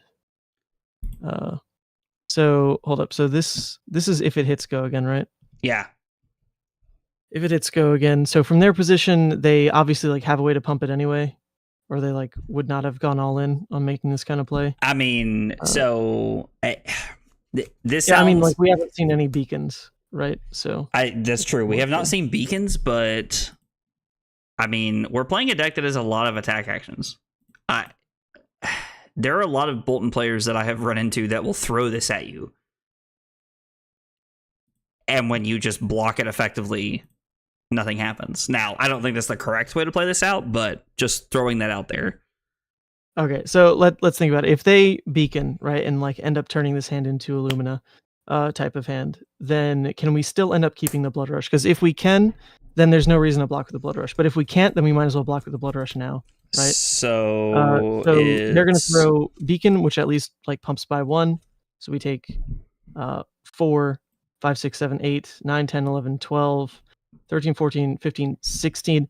Most likely at least 16 is what I'm counting here, not blocking with Blood Rush. Okay. However, if even 1 more damage gets pumped anywhere, which is actually like them searching Beacon by even +2, which I think they would be likely to do since they have a Quicken on board anyway, then we cannot keep the Blood Rush hand. Well, I'm not counting that we could just block Boneyard for 2 points and still try to keep 3 cards. Well, that's interesting. What's Graveyard? Is it 1 miss right now in Graveyard? There is 2. It's 2. All right. We played greedy before. Let's not play greedy now. Block with the Blood Rush. All right. I don't think we get to keep it anyway. I think there's a world where we get to keep the Boneyard, or rather we get to block with the Boneyard and keep the Blood Rush 2 blue. I think that's possible. Okay. But it's close. It's close. It kind of depends on like the last attack in the chain, not just the Lumina damage. So we're just taking 4 here, right? Yeah.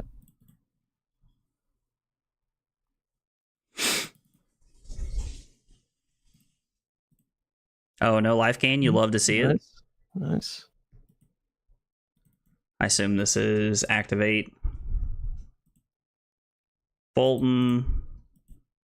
Go to 8, they go to 2. Mm-hmm. Ooh. CNC. Ooh. That hurts. That's pretty tough. Wow. And actually, there's no playing around that CNC anyway because it's going to get pumped by +1. So even like keeping the Blood Rush for that would not have worked. Does not work out for us. So, I mean, this is a go to 2, right? Like, we have to.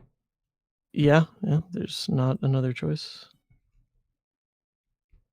Because if we block with the Boneyard, then we're just leaving it up to the top of the deck to win or lose. I would rather not do that.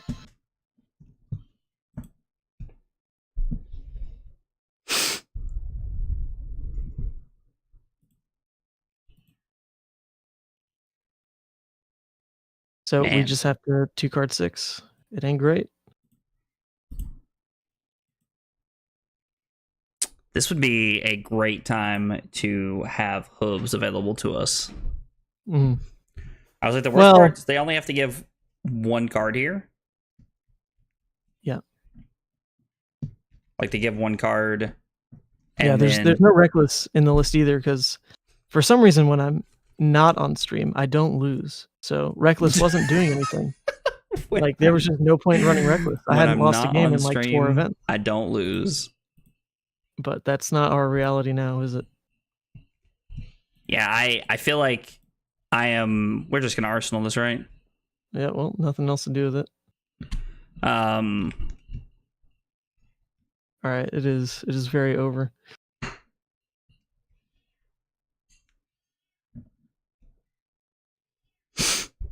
Yeah, I mean, Art of War to say like +1 and banish is like maybe a way out, because then let's say we draw like another blocking card and a blue. We can block with 2 cards, keep the blue, but we do not keep a blue for Deadwood, so it is over. And we did not pitch a.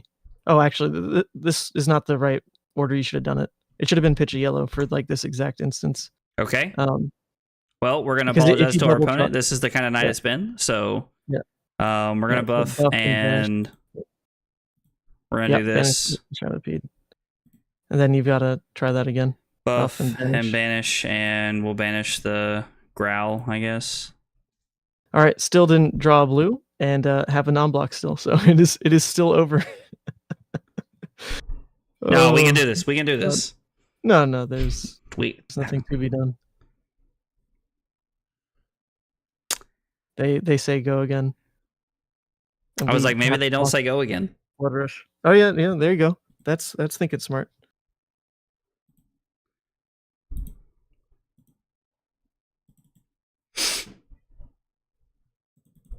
And we died of Blood Debt.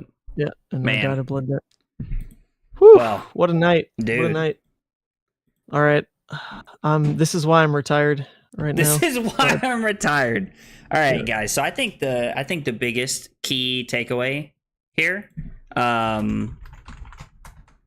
Sorry, they say good game. I didn't want to not say it back. I think the biggest key takeaway here is that I cannot win. 1 second.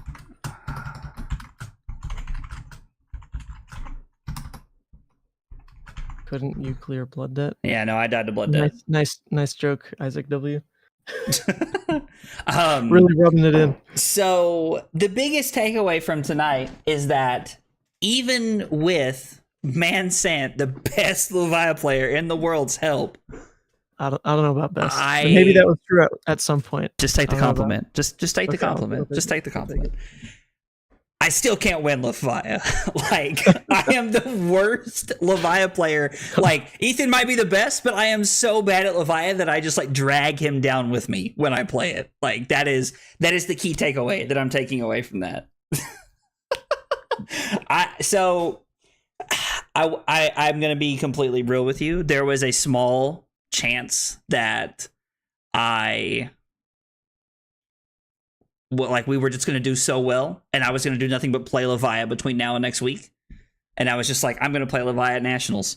And I'm very glad that we've had this experience so that it can bring me back to reality. That's right. Also, to Forte in the chat, that play does not work, because if you don't block with the Blood Rush, right, then that's 3 more damage that is in effect on that turn. And we ended that turn at 2. Yep. Having blocked with the Blood Rush still. So if we block with the Boneyard instead, then that's still 1 more damage to the turn that we're dealing with no Arsenal. But we ended at 2. Okay, actually, never mind. This person is correct. So Fort was saying if we block with the Marauder, then we have the ability to survive at 1 because... Yeah. We would be alive at 1, but then it'd be completely up to like what the top of the deck. Yeah, what do we draw? Which... Oh, actually, hold up. Incorrect again. We would not be alive at 1 because if we block with... No, because we're already counting Boneyard to block as 2 because of the +1. Okay, never mind. You counted it to block block as 2. I take it back again. 2. I take it, yeah. Already counting it as 2. Okay, so we were not going to live? I think, well, we didn't know what we'd draw, but the top of the deck would have been an Art of War, which means like we can bail out ours from like at least taking blood I decks. was like, the top of the deck was Art of War and an attack of 6 power variety. Yeah. I don't remember exactly what it was. Yep. So in the end, yes, I guess that block is, it is possible to still play the game by not blocking that way. But we had our back and forth about like, do you block that kind of hit effect out of Bolton? I said we don't block it. You said, I don't know, some Boltons, man. We're like, okay, let's try it. So Ethan did try to take me to the light there. Ethan did try to help us win that game, but I was like, no, we should block here. I was like, you know what? Let's make the boys play and let's block. And turns out it was wrong. So I go back to my quotable line here. This is why I lose so often when I play Flesh and Blood, because I try to make what I think is a patient decision and it just ends up being wrong. So anyway, okay, Ethan, you're not allowed to leave yet. I have a question for you. Before I'm going to turn the stream off though. Let's not, guys, before anybody freaks out, I'm not hiding anything crazy. I want to ask Ethan a question that I don't think. Wait, you don't have to turn off the stream. What? Oh, maybe you do. What's happening? What do you mean? I was just going to ask you a question that like I feel is a little too personal to be asked in public. Is it the hot dog thing? 'Cause I'm here for that. No, that is It's something I did question. want to ask you though. So I am so glad that Ethan brought this up because I completely forgot about it. So I am going to ask him about KO, but that is not what I'm going to ask him about off stream. I am curious. Like, you know what? We'll ask Ethan about that while we're live here. If you have time, are you cool with answering a couple questions while we're live? Yeah. No, of course. All right, cool. So, all right. So first off, that is the thing that we ask everybody. What's your name? What got you into Flesh and Blood? And what are your favorite hot dog toppings? So I know you're Ethan. Hit me with questions 2 and 3. I got into Flesh and Blood because X-Wing and Pokemon, which were my 2 main games before COVID, were just kind of dead. X-Wing for many reasons, Pokemon because of, no sanctioned play in store. So the LGS that I was actually working there at the time back in college. The store owner like introduced me to Flesh and Blood, and in my first box I opened a Doomsday, and just kind of fell in love with like the Blitz deck that I added Doomsday to, and like slow upgrades, and you've never for some looked reason back? shelled out on an Arcanite Skullcap on like my second week, and at that point it was like, well, my money's already invested, so let's just like keep on going. And I mean, the game is great, so I'm kind of glad it all worked out that way. Dude, that's awesome, a man. little That's bit a of cool luck, story. a little bit of overspending, and then it locked me in to be a Levia player for life. I mean, luck and overspending, that sounds like card games in general. So all right. Oh, and then hot dog. Yeah. So there's like, I don't know if Lucky Dog is like a international thing, but Lucky Dog is, at least in New Orleans, it's like the hot dog stand that you will find out in New Orleans, like in the French Quarter, like anything like that. And there used to be one Lucky Dog stand in the old New Orleans airport. I don't think it's in the new New Orleans airport, but that's okay because I don't live there anymore. But that used to be like the thing. Whenever I was coming home from a trip, I would, the whole family, no matter what time of day it was, we would go and get a Lucky Dog from the airport Lucky Dog stand with just mayo, a lot of relish, and ketchup. That's it. Super standard, but it mayo, like relish, and ketchup. Mustard, relish, and ketchup. Not mayo. Mustard, relish, ketchup. Okay. But like a lot of relish was the thing.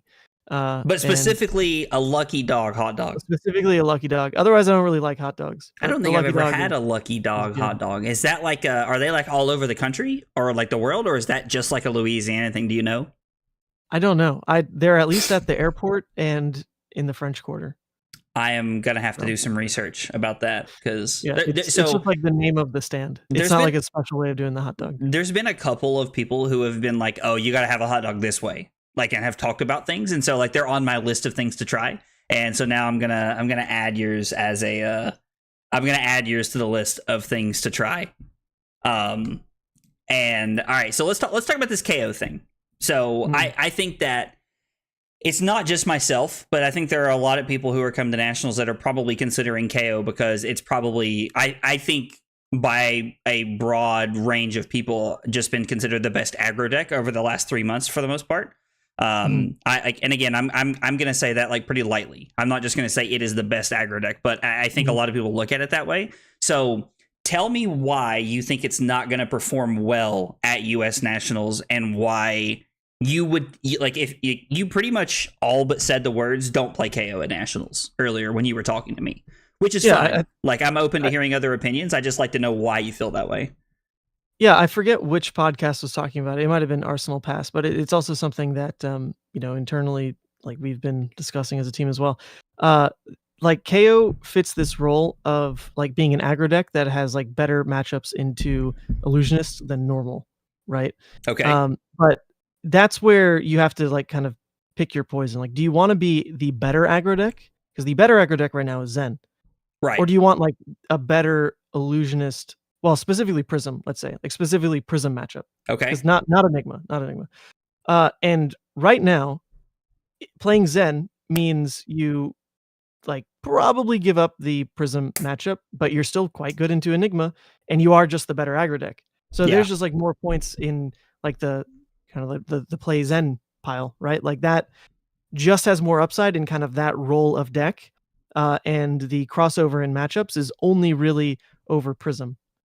And so I think you can make the call on like whether or not you think Prism is going to be more represented, and how often you think you're going to like run into the mirror as well. Or not mirror, but like kind of the aggro mirror overall. Because in theory, you want to be playing the better aggro deck in that aggro mirror.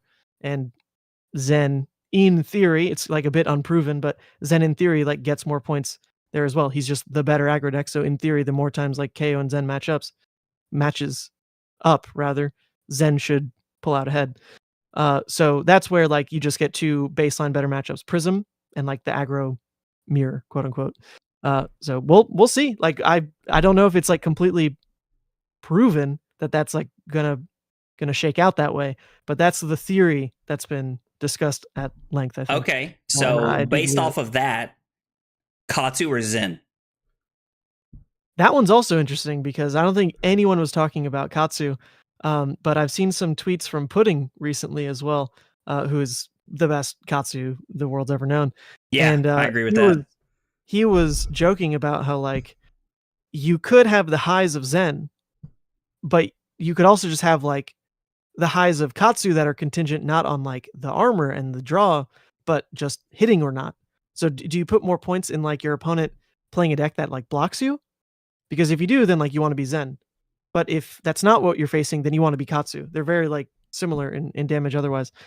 So that's, I think, the main decision you have to make. And at least in the early stages of the meta, people tend to stray away from decks that like want to be blocking, because people want to just like be doing more proactive things, doing cool stuff. Right. And that's when Katsu is more punishing, because people aren't teching to be like overly defensive.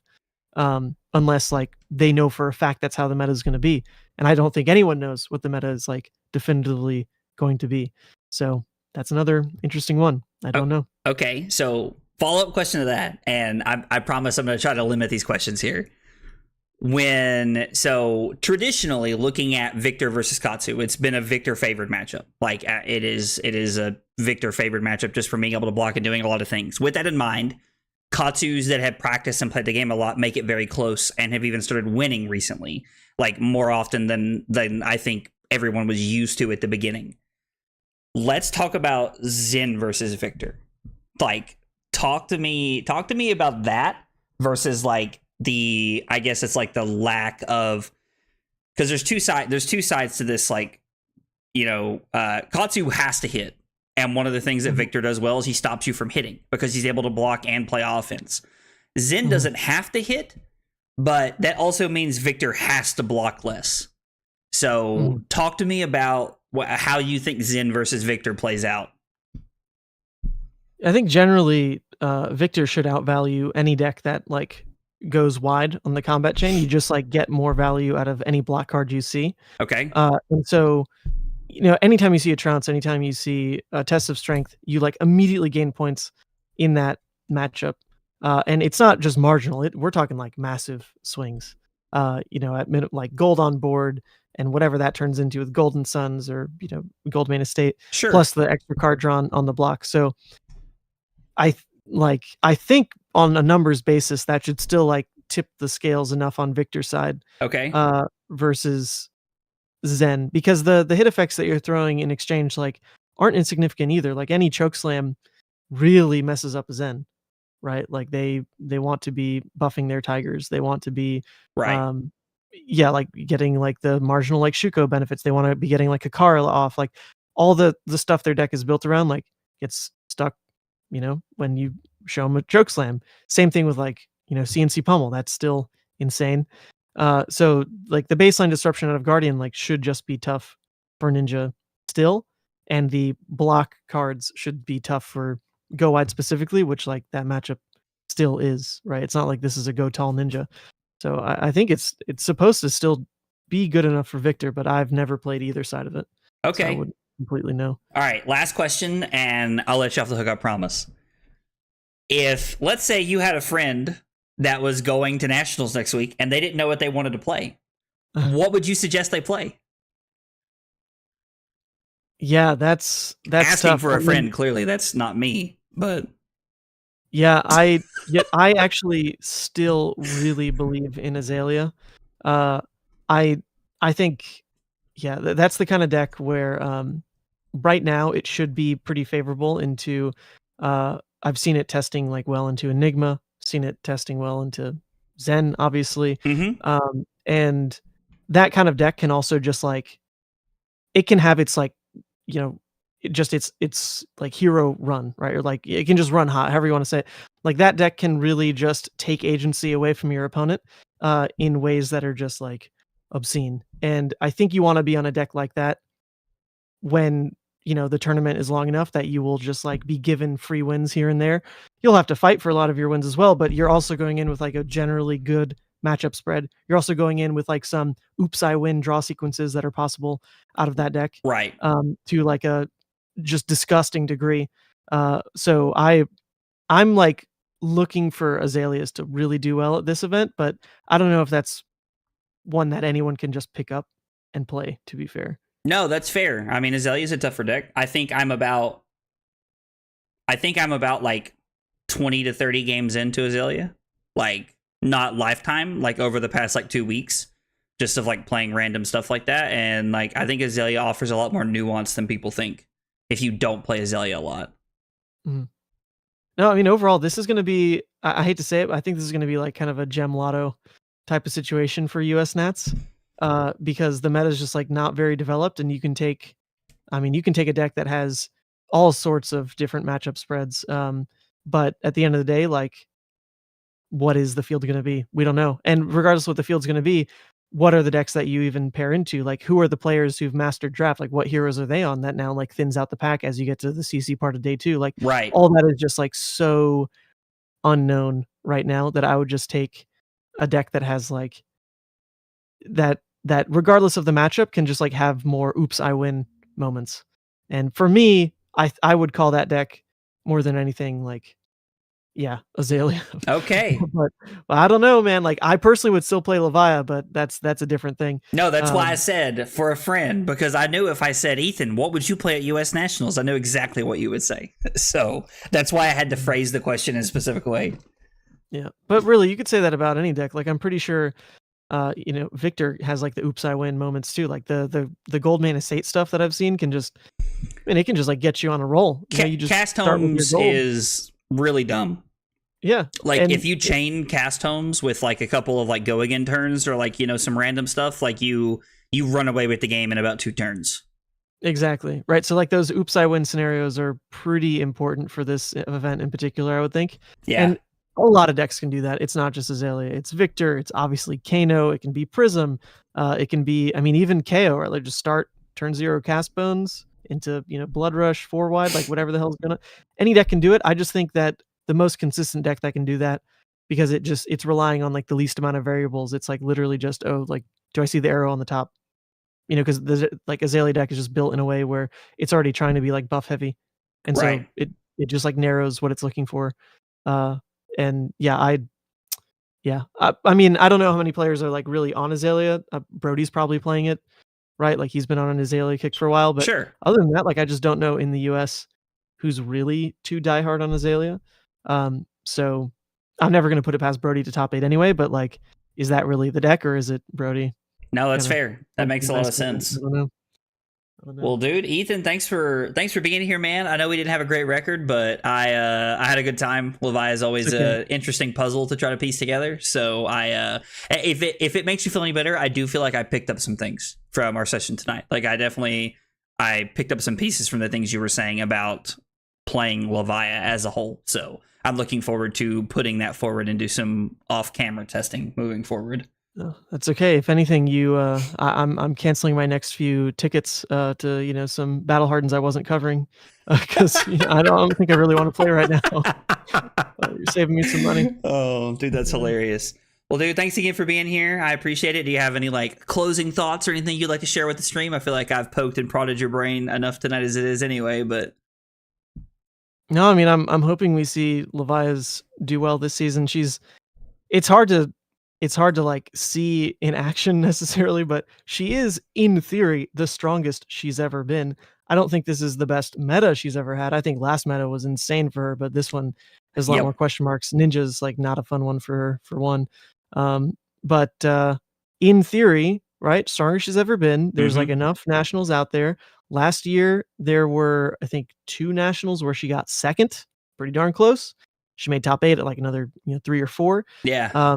And I think this is the year she probably takes one down somewhere in the world. You love to see it. I'm looking for that. It won't be me.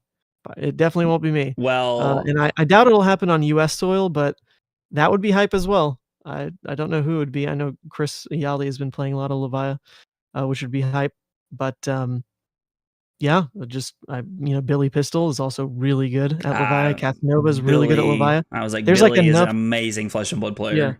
Oh yeah, like there's enough names, right? Like in the US that it might happen, but I'm not holding my breath for that. I think it'll be like, maybe, somewhere in Europe more than likely. No, I mean, I get it, because it's like, I mean, think about how many amazing players there are, and it's like you still have to have some luck on the day of. Like it's at the end of the day, it's cards. It's just how it goes.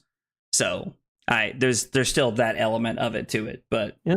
No, dude, I was having a great run at Nats last year until I rolled a 1 into a 1 into my opponent tumultying my scabs away. So that was just a fantastic, I think it was like round 2 or 3 of my Nats run last year. It was so sad because I was 5-1 in draft, but that sucks, dude.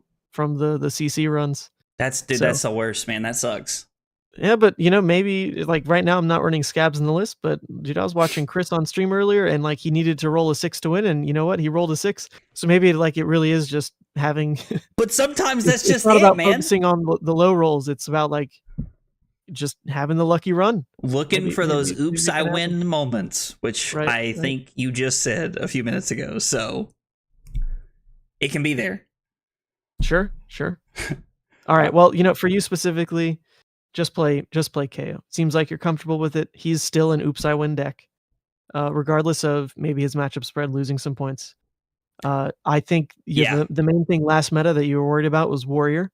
I don't expect Warrior like at all at this event. So if that's where you were afraid, then I think you can at least overcome that matchup just on a popularity basis.